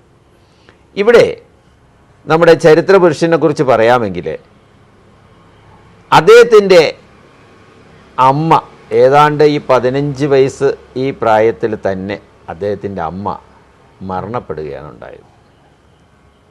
ജീവിതത്തിൻ്റെ നിറദീപമായിരുന്നു ഉമ്മിണിയമ്മ. കാരണം ആദ്യകാല ഗുരു ഉമ്മിണിയമ്മയാണ്. ആ ഉമ്മിണിയമ്മയുടെ അകാല മരണം അദ്ദേഹത്തെ ഏറെ വേദനിപ്പിച്ചു. കൊച്ചുകുട്ടിയായതുകൊണ്ടായിരിക്കാം ഏറെ വേദനിച്ചത്. ദിവസങ്ങൾ കഴിഞ്ഞു. ഒരു ദിവസം അദ്ദേഹത്തിൻ്റെ അച്ഛൻ മാർത്താണ്ഡപിള്ള വളരെ സന്തോഷത്തോடு വരികയാണ് വീട്ടിൽ. മകനെ വിളിച്ചു, നിനക്കൊരു ജോലി കിട്ടിയിരിക്കുന്നു. അച്ഛൻ, എന്താണ് എനിക്ക് കിട്ടിയ ജോലി? അത് ഒരു പലവ്യഞ്ജനക്കടയിൽ കണക്കെഴുത്ത് പിള്ളയാണ്. അന്നത്തെ ഏറ്റവും വലിയ ജോലിയാണ് ഈ കണക്കെഴുത്ത് പിള്ള. എനിക്ക് തോന്നുന്നു ഇന്നത്തെ ഈ ക്ലർക്ക് എന്നൊക്കെ അതേപോലത്തെ ഒരു ജോലിയായിരിക്കാം. കടയിൽ കണക്ക്. ഈ അടുത്ത കാലം വരെ ബാലരാമപുരത്ത് തന്നെ പലവ്യഞ്ജനക്കടകളിൽ കണക്കെഴുത്ത് പിള്ള എന്ന് പറയുന്ന ഒരു പോസ്റ്റ് ഉണ്ടായിരുന്നു, ഒരു 25 വർഷത്തിന് മുമ്പ് വരെ. ഇപ്പോഴായിരിക്കും അതൊക്കെ, ഇപ്പം അത്രത്തോളം വലിയ കടയൊന്നും ബാലരാമപുരത്ത് ഇല്ല എങ്കിൽ ഇപ്പോഴത് ക്ലർക്കോ അല്ലെങ്കിൽ സെയിൽസ് മാനോ. ഇപ്പോൾ കണക്കെഴുത്തില്ലല്ലോ, എല്ലാം കമ്പ്യൂട്ടറിലാണല്ലോ. കണക്കെഴുത്ത് പിള്ളയായിട്ട് ജോലി കിട്ടിയിരിക്കുന്നു. അദ്ദേഹത്തിന് കൊച്ചപ്പിപ്പിള്ളയ്ക്ക് വലിയ സന്തോഷമൊന്നും തോന്നിയില്ല. അത് തിരുവനന്തപുരം കൈതമുക്ക് എന്ന സ്ഥലത്ത് അവിടെ മൂത്ത പിള്ള നടത്തുന്ന ഒരു കടയുണ്ട്. ആ കടയിലാണ് നിനക്ക് കണക്കെടുത്ത് കിട്ടിയത്. ഈ മൂത്ത പിള്ള എന്നറിയപ്പെടുകയാണെങ്കിലും ഇദ്ദേഹത്തിൻ്റെ പേര് ഷൺമുഖൻ എന്നാണ്. ഷൺമുഖൻ. ഇദ്ദേഹം തമിഴ്നാട്ടുകാരനാണ്. നല്ലവണ്ണം തമിഴൊക്കെ അറിയാം. ശൈവഭക്തനുമാണ്, ശിവഭക്തനാണ്. ഈ കൊച്ചുകുട്ടിയുടെ താമസം ഈ ഷൺമുഖത്തിനോടൊപ്പം തന്നെ. ഷൺമുഖത്തിന് ഈ കൊച്ചുകുട്ടിയെ വളരെ ഇഷ്ടമാണ്. ആ മകനെപ്പോലെ സ്നേഹിച്ചിരുന്നു. അങ്ങനെ ഈ കുട്ടിയെ തമിഴ് പഠിപ്പിക്കാൻ വേണ്ടിയുള്ള ഏർപ്പാടുകൾ ചെയ്തു. തമിഴ് പഠിച്ചാൽ ഈ കുട്ടിക്ക് കുറച്ച് പ്രയോജനം ഉണ്ടാകും. തമിഴ് പഠിപ്പിക്കാൻ വേണ്ടി ഇദ്ദേഹവും കുറേ പഠിപ്പിച്ചു കൊടുത്തു. മറ്റാരെയും കൂടെ നിയമിക്കുകയും സമയമുള്ളപ്പോൾ ഒക്കെ തമിഴ് പഠിപ്പിച്ചു.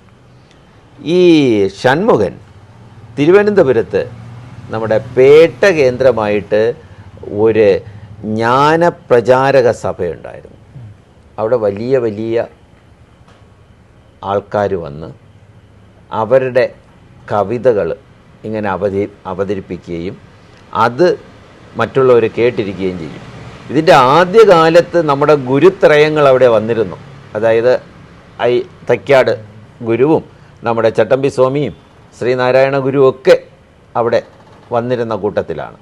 പിൽക്കാലത്ത് ഇതിൻ്റെ ശക്തി കുറഞ്ഞു. കാര്യം ആദ്യകാലത്ത് ഇവരൊക്കെ ആയിരുന്നു. ഇതുപോലുള്ള മഹാന്മാർ കഴിഞ്ഞിട്ട് വന്നപ്പോൾ അത്രത്തോളമൊന്നും ഇതിന് ശക്തി വന്നില്ലായിരുന്നു. ശക്തി കുറഞ്ഞു വന്നു. അവിടെയും നമ്മുടെ ഷൺമുഖൻ വേറെ കഴിവൊന്നുമില്ലെങ്കിലും ഒരു കേൾവിക്കാരനായിട്ട് പോകും. അവിടെ എന്ത് പറഞ്ഞാലും അത് ശ്രവിക്കും. നല്ലവണ്ണം ശ്രവിച്ച് ആ കാര്യങ്ങൾ ഉൾക്കൊള്ളാനുള്ള ഒരു കഴിവ് നമ്മുടെ ഷൺമുഖത്തിന് ഉണ്ടായിരുന്നു.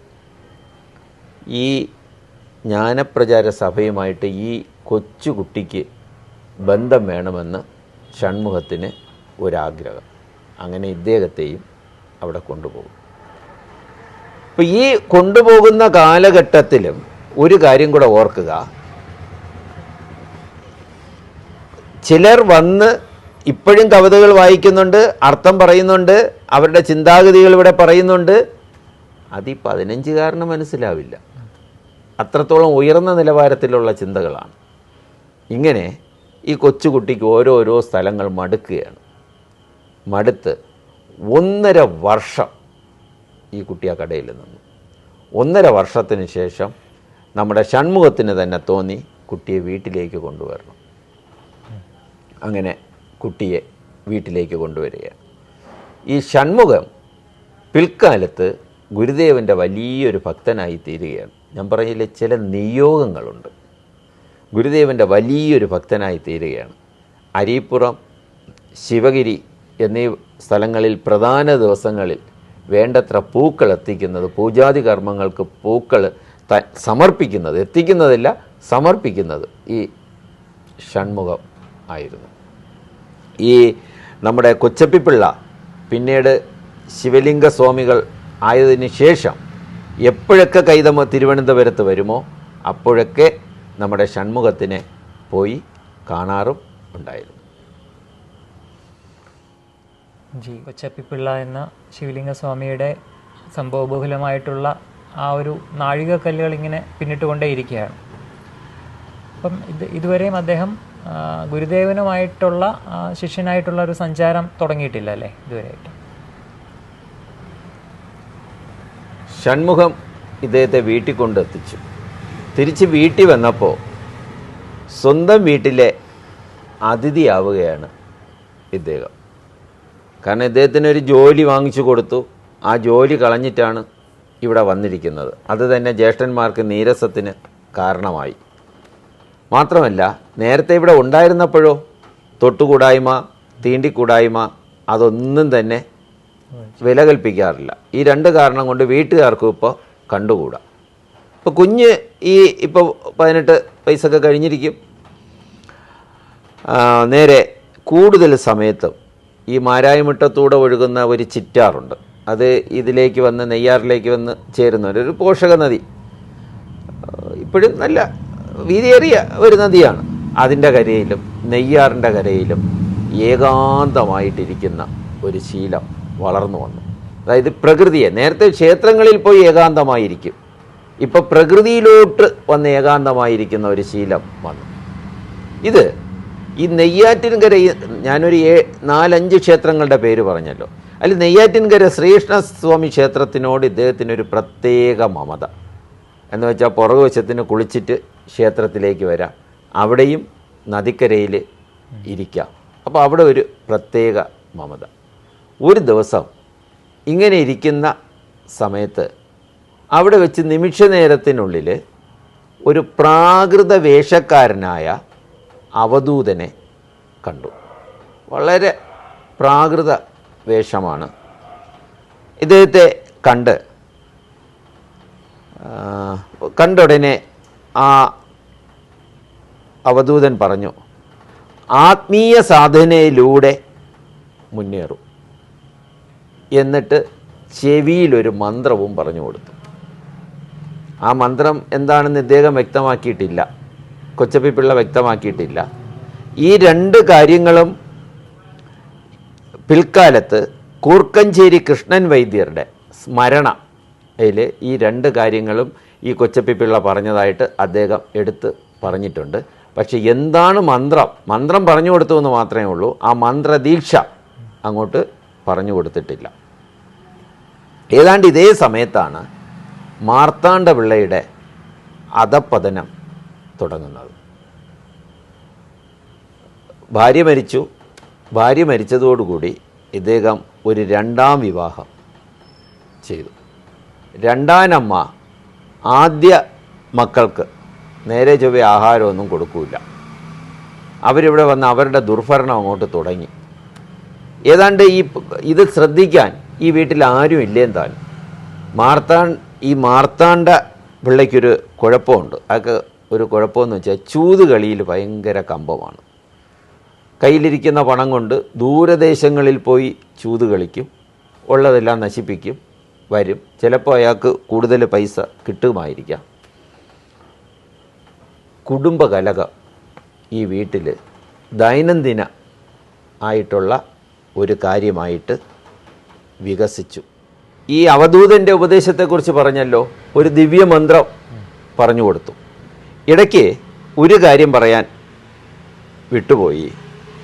ഈ കൂർക്കഞ്ചേരി കൃഷ്ണൻ വൈദ്യരുടെ സ്മരണയിലാണല്ലോ ഈ കാര്യമെല്ലാം പറഞ്ഞത്. അപ്പോൾ തന്നെ പറയുന്നുണ്ട്, ആ പ്രാകൃത വേഷക്കാരൻ ശ്രീനാരായണ ഗുരുവായിരുന്നു എന്ന് കൊച്ചപ്പിപ്പിള്ള അദ്ദേഹത്തിനോട് പറഞ്ഞു.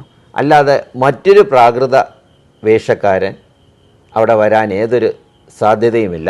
നിമിഷ നേരത്തിന് വരുന്നു, ഈ ദീക്ഷ കൊടുക്കുന്നു, അദ്ദേഹം അപ്രത്യക്ഷനാകുന്നു. എങ്ങോട്ട് പോയതാണോ എവിടെ നിന്ന് വന്നതാണോ ഒന്നും ഇദ്ദേഹത്തിൻ്റെ ശ്രദ്ധയിൽ പെട്ടിട്ടില്ല. അതുകൊണ്ട് ഇത് ശ്രീനാരായണ ഗുരു തന്നെയാണെന്ന് ഇദ്ദേഹം ഉറച്ച് വിശ്വസിക്കുന്നു. ഈ ഉപദേശം ഉൾക്കൊണ്ട് സാധന കൃത്യമായും ചിട്ടയായും ശീലിച്ചു. ആ ദിവ്യമന്ത്രം പറയേണ്ട രീതി കൃത്യതയോടുകൂടി ശീലിച്ചു. ആഹാരത്തിൽ മിതത്വം പാലിച്ചു. ഇദ്ദേഹത്തെ കുറച്ച് ആഹാരമൊക്കെ കഴിക്കുന്ന കൂട്ടത്തിലായിരുന്നു. ഇപ്പോൾ അത് മിതത്വം. അതും സ്വയം പാകം ചെയ്യുന്ന ആഹാരം മാത്രമേ അദ്ദേഹം കഴിക്കൂ. കാര്യം ഇപ്പോൾ വീട്ടിലും ആരും പാകം ചെയ്ത് കൊടുക്കാനില്ല. അവർ 2ാം ആഹാരം കൊടുക്കില്ല. സ്വയം തനിക്ക് എന്ത് പാകം ചെയ്യാൻ കഴിയും ആ ആഹാരം മാത്രമേ കഴിക്കൂ. അപ്പോൾ ആഹാരത്തിൽ മിതത്വം എന്ന് പറയുന്നത് നമ്മുടെ ആധുനിക വൈദ്യശാസ്ത്രവും പറയുന്നുണ്ട്. ആഹാര ശുദ്ധ സപ്തം ശുദ്ധി. ആഹാരവും ശുദ്ധമായിരിക്കണം, നമ്മുടെ മനസ്സും ഒക്കെ ശുദ്ധമായിരിക്കണമെന്ന് ആധുനിക വൈദ്യശാസ്ത്രവും പറയുന്നുണ്ട്. പിന്നെ ഈ ആഹാര ശുദ്ധമെന്ന് പറയുമ്പോൾ അതിന് മറ്റൊരു കാര്യങ്ങളൂടെയുണ്ട്. ഗുരുദേവനും അതുപോലുള്ള മഹർഷീശ്വരന്മാരും പറഞ്ഞിട്ടുണ്ട്, മത്സ്യ മാംസ തീക്ഷണ ആഹാരങ്ങൾ ഒഴിവാക്കണം. മത്സ്യവും മാംസവും തീക്ഷ്ണത, പുളി, ഉപ്പ്, മുളക് ഇതൊക്കെ ഇതെല്ലാം വളരെ കൂടി നിൽക്കുന്ന ആഹാരങ്ങളെല്ലാം ഒഴിവാക്കണമെന്ന് ഗുരുദേവൻ ഉൾപ്പെടെയുള്ള മഹർഷീശ്വരന്മാർ പറയുന്നുണ്ട്. അവിടെ ഒരു കാര്യം കൂടെ പറഞ്ഞോട്ടെ. പണ്ടൊക്കെ നമ്മുടെ ശരീരത്തിലൊരു വ്രണമുണ്ടെങ്കിൽ വീട്ടിൽ അമ്മയോ ജ്യേഷ്ഠന്മാരോ ഒക്കെ പറയും, താളിച്ച വസ്തുക്കൾ, എണ്ണ ചേർത്ത് വെച്ച വസ്തുക്കൾ, അതായത് കടുവറുക്ക് എന്ന് പറയുമല്ലോ, അങ്ങനത്തെ ഉള്ള വസ്തുക്കളൊന്നും കഴിക്കാൻ പാടില്ല, കപ്പലണ്ടി കഴിക്കാൻ പാടില്ല എന്നൊക്കെ പറയും. പക്ഷെ അന്ന് ഈ ആധുനിക വൈദ്യശാസ്ത്രം പറയും, ആരാ പറഞ്ഞേ, നിങ്ങളെല്ലാം കഴിച്ചോളൂ, അതിലൊന്നും ഏതൊരു കാര്യവും ഇല്ല. പക്ഷെ ഇന്ന് അവരെന്താ പറയുന്നത്? ഇപ്പോൾ കൊളസ്ട്രോൾ എന്ന് പറഞ്ഞാൽ നിങ്ങൾ കൊഴുപ്പുള്ളതൊന്നും കഴിക്കരുത്. അപ്പോൾ അന്ന് ആയുർവേദം എന്താണോ പറഞ്ഞത് അത് നമ്മുടെ ആധുനിക വൈദ്യശാസ്ത്രം ഉൾക്കൊള്ളാൻ വേണ്ടി വർഷങ്ങൾ പലതെടുത്തു. അതേപോലെ തന്നെ പലരും പറയുന്നുണ്ട്, ചില മാംസങ്ങൾ കഴിച്ചു കഴിഞ്ഞാൽ നമ്മുടെ സ്വഭാവത്തിന് മാറ്റം ഉണ്ടാകും. അത് ഏറ്റവും കൂടുതൽ പറയുന്നത് ഈ ബീഫ് പോലുള്ള മാംസം കഴിക്കുന്നവരുടെ സ്വഭാവത്തിന് മാറ്റം ഉണ്ടാകും. അപ്പോൾ നമ്മുടെ ആയുർവേദവും ആധുനിക വൈദ്യശാസ്ത്രവും എല്ലാം വെച്ച് നോക്കുമ്പോൾ ചിലപ്പോൾ അതിനുള്ള സാധ്യത ഇവിടെ കാണുന്നില്ലേ? ബ്ലഡിൽ ആ കഴിക്കുന്ന ആഹാരത്തിൻ്റെ എന്തോ വസ്തുക്കൾ നമ്മുടെ ബ്ലഡിലേക്ക് വരുന്നു, രക്തത്തിലേക്ക് വരുന്നു. അത് നമ്മുടെ സ്വഭാവത്തിന് കാര്യമായ മാറ്റം ഉണ്ടാക്കുന്നു. എന്തോ ആയിക്കൊണ്ട് പോട്ടെ, ഈ നമ്മുടെ ഭഗവത്ഗീതയിൽ തന്നെ ആഹാരത്തിന് മൂന്നായിട്ട് തരംതിരിക്കുന്നുണ്ട്. സാത്വിക ആഹാരമെന്നും രാജസമായ ആഹാരമെന്നും താമസമായ ആഹാരമെന്നും. അവിടെയും മൂന്നായിട്ട് ആഹാരത്തെ തരംതിരിച്ച് വെക്കുന്നുണ്ട്. അപ്പോൾ ഇതിൽ നിന്നെല്ലാം നമ്മൾ മനസ്സിലാക്കേണ്ടത് നമ്മൾ സാത്വികമായ ആഹാരം കഴിക്കണമെന്നാണ്. ഇനി ഗുരുദേവൻ ഈ ശിഷ്യന്മാർക്ക് എങ്ങനെ ബ്രഹ്മചര്യം അനുഷ്ഠിക്കാം എന്നതിനെപ്പറ്റി ഒരു കവിതാരൂപത്തിൽ തന്നെ എഴുതിയിട്ടുണ്ട്. മിതനിദ്ര മിതാഹാരം മിതവസ്ത്ര പരിഗ്രഹം മിതഭാഷണ മേഘകം ഭൂഷണം ബ്രഹ്മചാരിതം എന്ന് ഗുരുദേവൻ തന്നെ പറഞ്ഞിട്ടുണ്ട്. നമ്മുടെ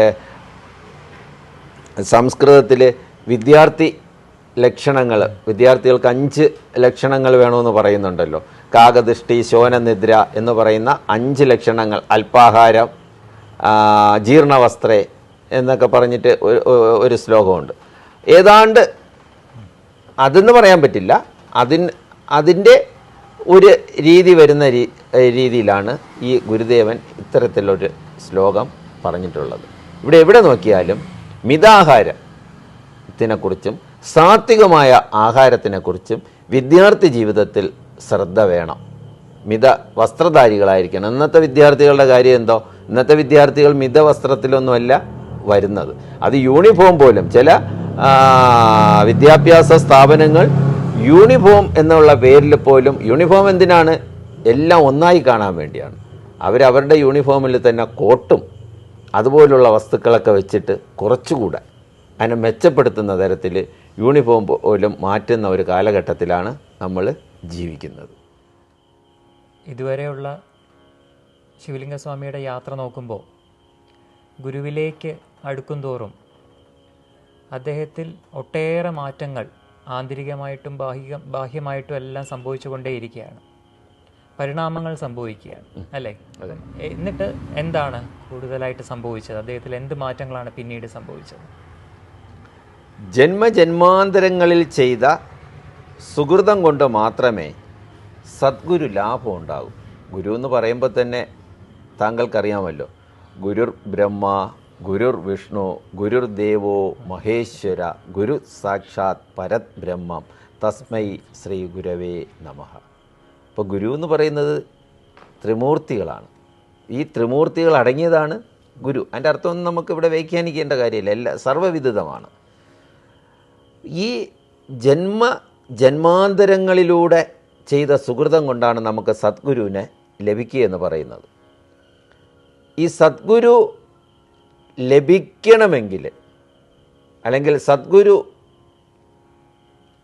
ലഭിക്കണമെങ്കിൽ നമ്മൾ ഏതെങ്കിലുമൊക്കെ ജന്മത്തിൽ എന്തെങ്കിലുമൊക്കെ നമുക്ക് കുറച്ച് ആഗ്രഹങ്ങൾ ഉണ്ടായിരിക്കണം. ഒന്ന്, മറ്റുള്ള ജന്മങ്ങൾ വരുമ്പോൾ അവിടെ മനുഷ്യനായി ജനിക്കണം എന്നൊരാഗ്രഹം വേണം. കാര്യം ഇത്രയും ജന്തുക്കൾ ഇവിടെ ഉണ്ടെങ്കിലും ജീവജാലങ്ങളുണ്ടെങ്കിലും ഏറ്റവും പ്രത്യേകതയുള്ളത് മനുഷ്യന് മാത്രമാണ്. രണ്ടെന്ന് പറയുന്നത്, മനുഷ്യനായി ജനിച്ചു കഴിഞ്ഞാൽ മോക്ഷം പ്രാപിക്കാനുള്ള തീവ്രമായൊരു അഭിലാഷം വേണം. അതായത് എന്നുകൊണ്ട് ഉദ്ദേശിക്കുന്നത്, മോക്ഷം പ്രാപിക്കാനുള്ള ആഗ്രഹമുണ്ടെങ്കിൽ മാത്രമേ ദൈവത്തിലേക്ക് നമ്മൾ പോകൂ. മോക്ഷമെന്നൊരു കുറിച്ച് ചിന്തിക്കുന്നില്ലെങ്കിൽ നമ്മളിൽ ഈശ്വരഭക്തിയും ഉണ്ടാവില്ല. മോക്ഷം എന്ന് പറയുമ്പോൾ അതാണല്ലോ, ആ പരമാത്മാവിലേക്ക് അലിഞ്ഞു ചേരുക. ഇനി നമുക്ക് വേണ്ടത് സദ്ഗുരുവിനോടൊത്ത് ആ കൃപാവായ്പ് അനുഭവിച്ച് ജീവിക്കുക.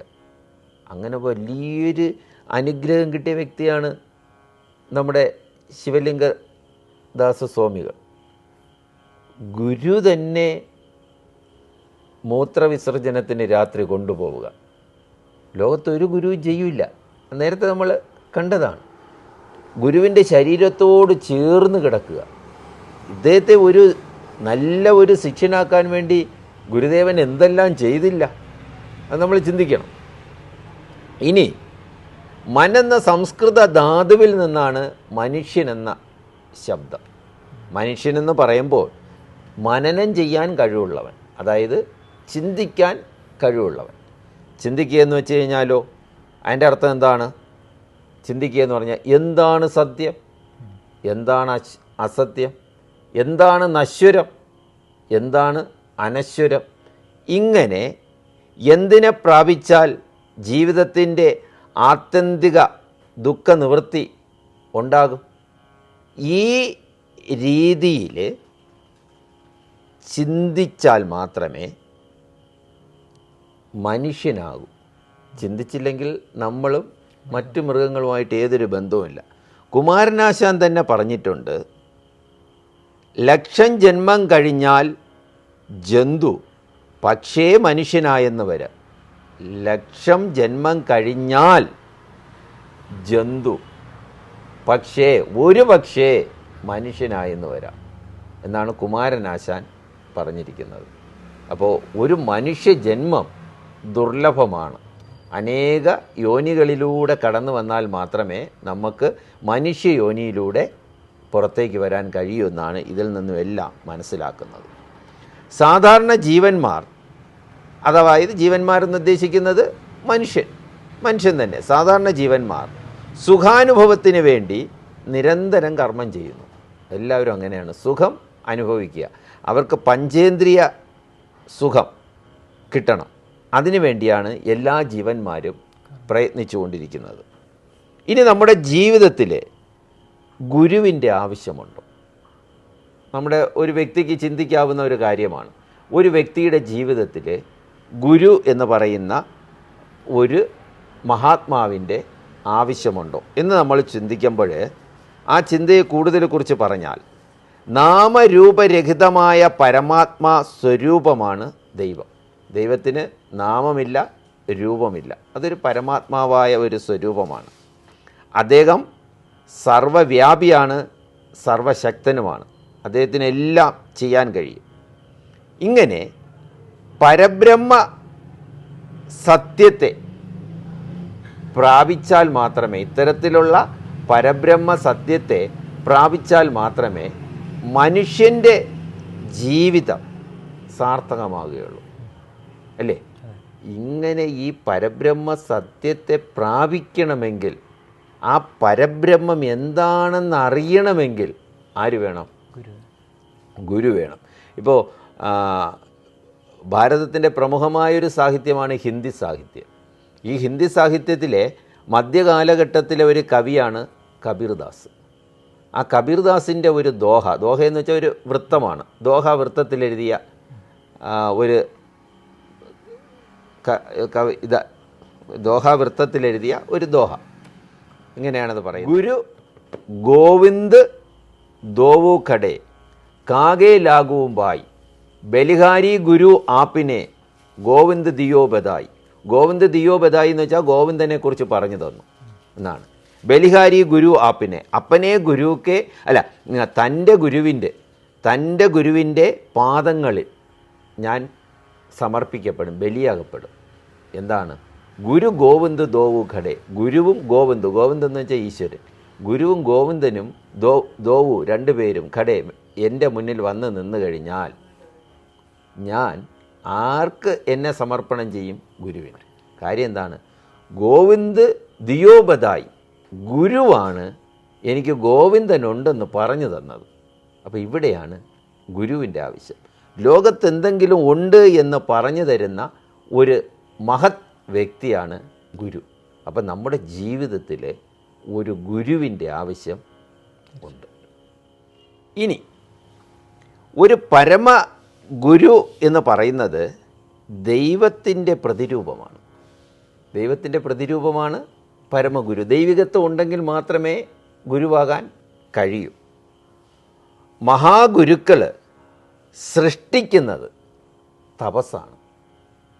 തപസ് ചെയ്താൽ മാത്രമേ നമുക്ക് മഹാഗുരുക്കന്മാരെ കിട്ടൂ. തപസ്സനുഷ്ഠിക്കാത്ത ഒരു മഹാഗുരുവും ഇവിടെ ഇല്ലായിരുന്നു.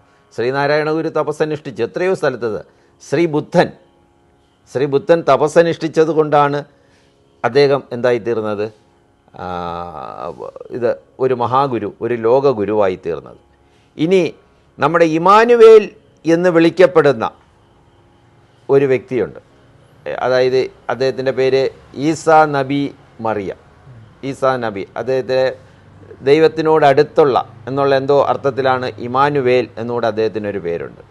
ഈ ഈസാ നബി മറിയം തൻ്റെ അനുഭവങ്ങളിലൂടെയാണ് പിതാവ്, പുത്രൻ, പരിശുദ്ധാത്മാവ് എന്ന ഒരു തൃതീയ അവസ്ഥ അറിഞ്ഞത്.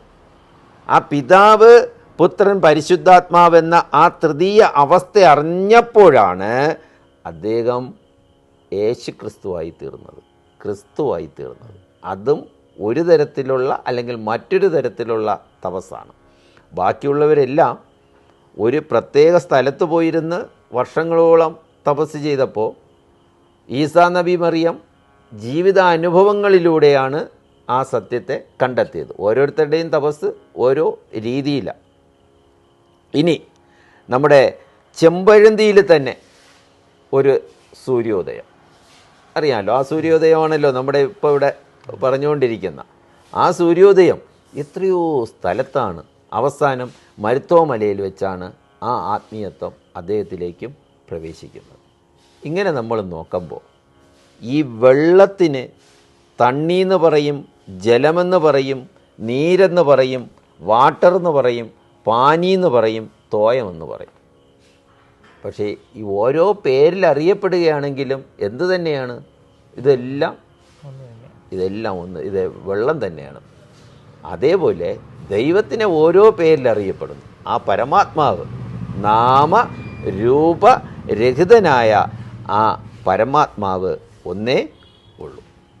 ഇനി ഗുരുദേവന് ഈ പുലിപ്പാറ ഗുഹയിൽ നേരത്തെ പറഞ്ഞല്ലോ, അദ്ദേഹം തപസ്സനുഷ്ഠിച്ച ഗുഹ. എപ്പോഴും പുലി ഇവിടെ കിടക്കുന്നതുകൊണ്ട് അതിനെ നാട്ടുകാർ പറയുന്നത് പുലിപ്പാറ ഗുഹയെന്നാണ്. ആ ഗുഹയിൽ സേവനത്തിനായി 4-5 പേരെ ലഭിച്ചിട്ടുണ്ട്. ആരൊക്കെയാണ് അവിടെ ലഭിച്ചത്?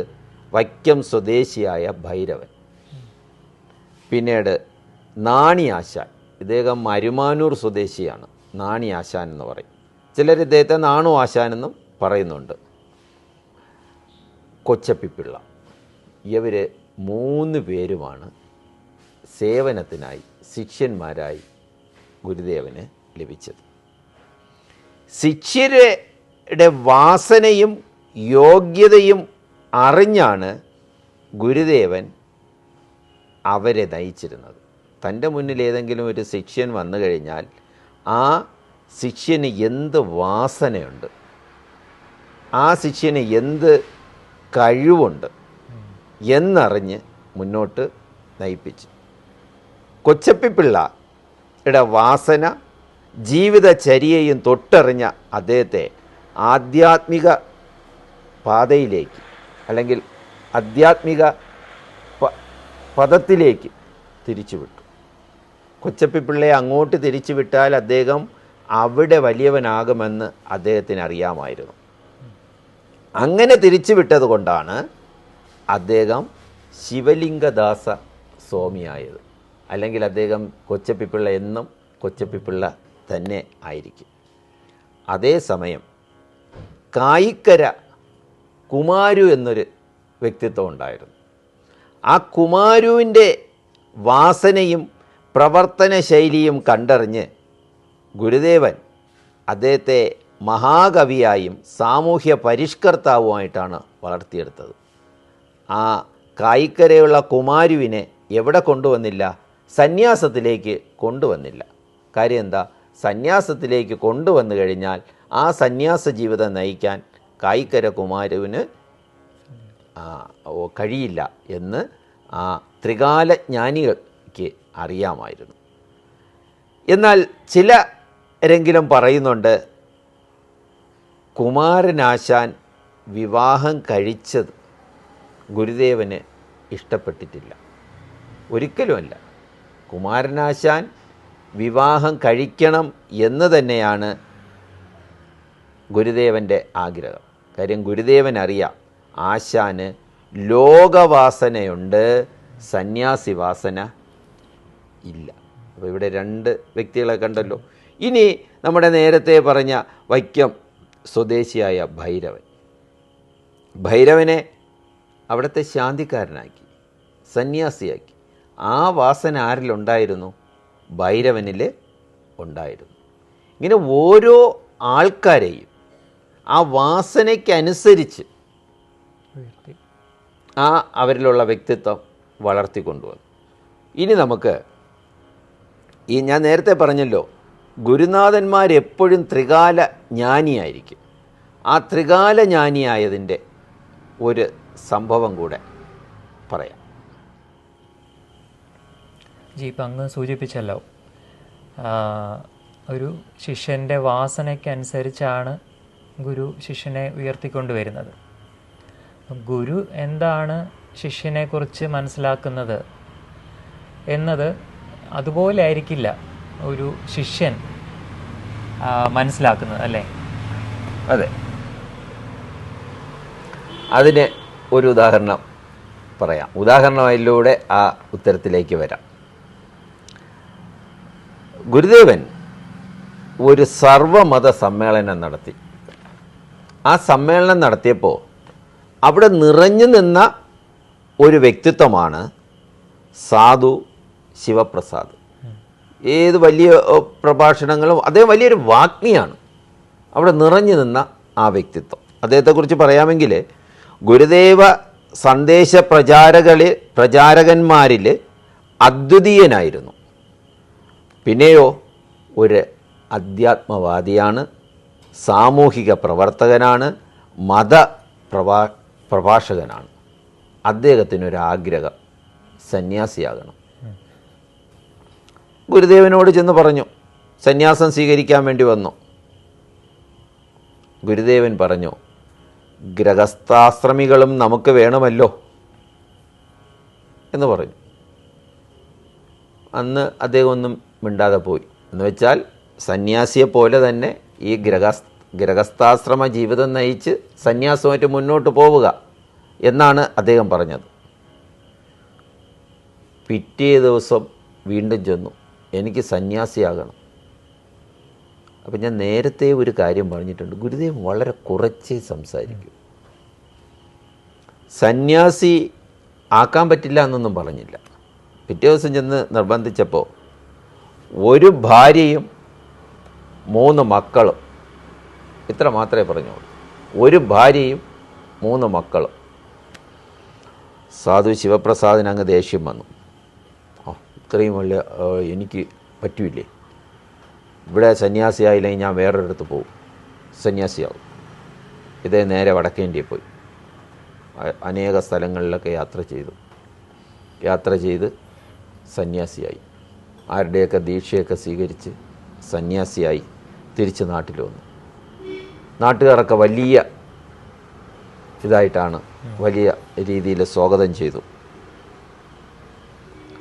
ചെയ്ത് മുന്നോട്ട് ഇദ്ദേഹം ഇങ്ങനെ സന്യാസത്തിൻ്റെ പ്രചാരകനായി ഇങ്ങനെ പൊയ്ക്കൊണ്ടിരിക്കുകയാണ്. കുറേ കഴിഞ്ഞപ്പോൾ ഇദ്ദേഹത്തിന് വിവാഹം കഴിക്കണമെന്ന് തോന്നി. ഇതെല്ലാം വലിച്ചെറിഞ്ഞു വിവാഹം കഴിച്ചു. ഇതിനിടെ നമ്മുടെ തിരു അവതാരമായ ശ്രീനാരായണ ഗുരു സമാധിയുമായി. വർഷങ്ങൾ കഴിഞ്ഞ് ഒരു ദിവസം ശിവപ്രസാദ് ഈ വാക്യം ഓർമ്മിച്ചപ്പോൾ ഒരു ഭാര്യയും 3 മക്കളും. അപ്പോൾ അദ്ദേഹത്തിന് ഒരു ഭാര്യയും 3 മക്കളും ഉണ്ടായിരുന്നു. അപ്പോൾ ഗുരുക്കന്മാരെല്ലാം തന്നെ ഞാൻ നേരത്തെ പറഞ്ഞതുപോലെ ത്രികാലജ്ഞാനികളാണ്.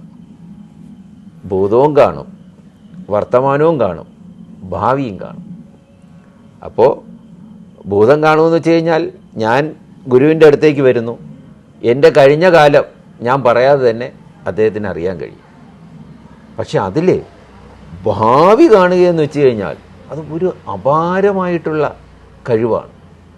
പിന്നീട് നമ്മുടെ ഇദ്ദേഹം സാധു ശിവപ്രസാദ് SNDP യോഗത്തിൻ്റെ ആദ്യകാല ദേവസ്വം സെക്രട്ടറിയായി പ്രവർത്തിച്ചു. അറിയപ്പെടുന്ന വാഗ്മിയും ആയിരുന്നു. പക്ഷേ കുടുംബ ജീവിതം തന്നെയായിരുന്നു.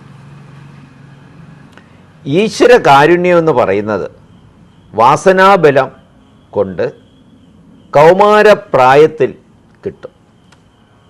അതായത് ഈശ്വര കാരുണ്യം നമ്മുടെ വാസനാബലം കൊണ്ട് കൗമാരപ്രായത്തിൽ മുതൽക്കേ നമുക്ക്, കുട്ടിക്കാലത്ത് നമുക്ക് അതിനെക്കുറിച്ച് കൂടുതൽ ഇത് ഉണ്ടാവില്ലല്ലോ. അപ്പോൾ കൗമാരമൊക്കെ ആകുമ്പോൾ കുറച്ച് ഇത് വരും. ആ കൗമാരപ്രായത്തിൽ തന്നെ കിട്ടും. അത്തരത്തിൽ ഈശ്വര നേടിയെടുക്കാൻ കഴിഞ്ഞ ഒരു ആളാണ് കൊച്ചപ്പിപ്പിള്ള. അധ്യാത്മമാർഗം വരിക്കുന്നത് ദുർഗമമായ ഒരു കാര്യമാണ്. ക്ഷുരകൻ്റെ നേർത്ത കത്തിയിലൂടെ നടന്നു പോകുന്നത് പോലെയാണെന്നാണ് കഠോപനിഷത്ത് പറയുന്നത്. അതായത് കത്തി ഇങ്ങനെ വെച്ച് കഴിഞ്ഞാൽ അതിൽ കൂടെ നടക്കുകയെന്ന് വെച്ചാൽ കാല് മുറിയുമ്പോൾ മുന്നോട്ട് പോകാൻ കഴിയില്ല. അപ്പോൾ അത്ര ബുദ്ധിമുട്ടുള്ളതാണ് ഈ ആധ്യാത്മികത എന്ന് പറയുന്നത്. അതിലെല്ലാവർക്കും വരാൻ കഴിയില്ല.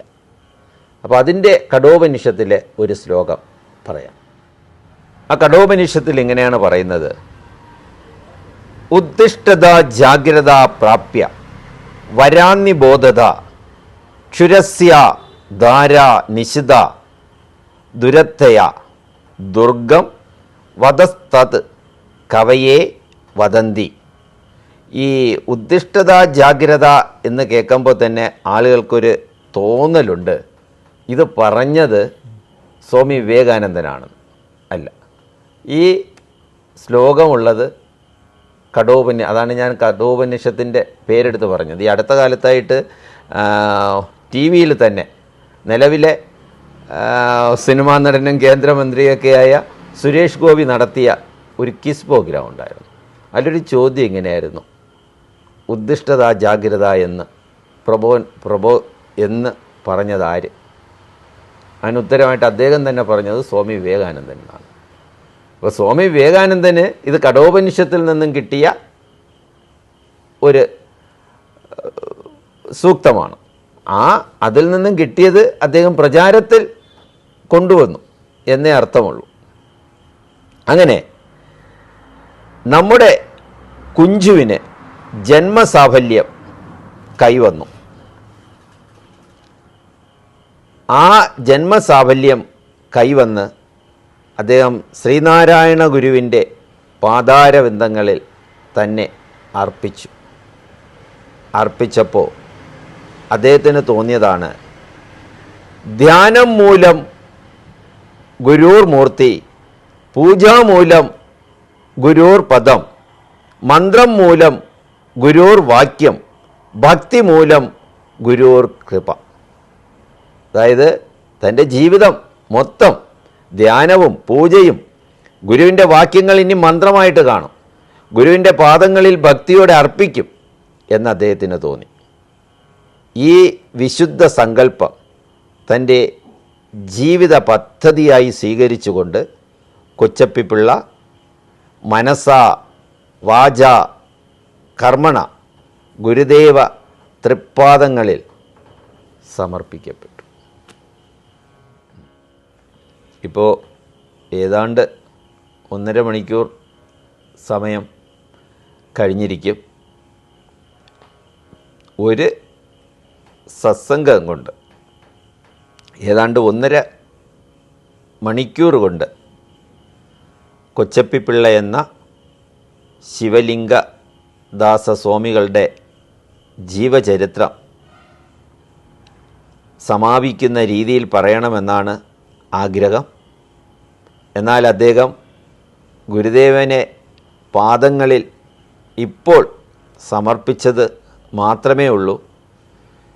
ഇനി സമർപ്പണത്തിന് ശേഷം അദ്ദേഹത്തിൻ്റെ കർമ്മമണ്ഡലത്തെക്കുറിച്ച് പറയാനുണ്ട്. അതും വളരെ ദീർഘമായി പറഞ്ഞാൽ മാത്രമേ തീരൂ. എന്നാലും ചുരുങ്ങിയ സമയം കൊണ്ട് അത് പറഞ്ഞു തീർക്കാനും ശ്രമിക്കും. ഈ അധ്യായം ബഹുമാനപ്പെട്ട ശ്രോതാക്കൾ ശ്രവിക്കേണ്ട ഒരു കാര്യം, സദ്ഗുരു ലാഭത്തിനെക്കുറിച്ച് ഞാൻ വ്യക്തവും സ്പഷ്ടവുമായി പറഞ്ഞിട്ടുണ്ട്.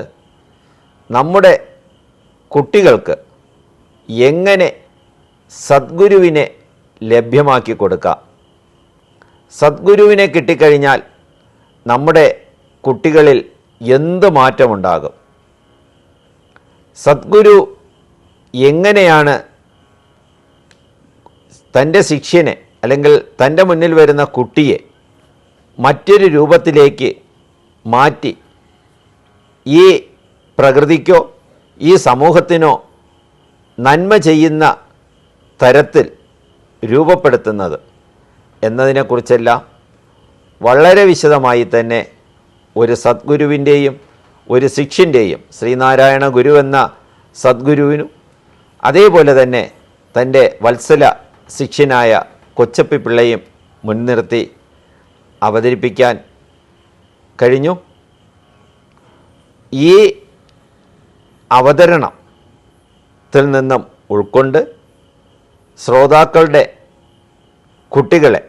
കുട്ടികൾക്ക് സദ്ഗുരുക്കളെ മായി പരിചയത്തിൽ കൊണ്ടുവരുന്ന ഒരു സാഹചര്യം രക്ഷകർത്താക്കൾ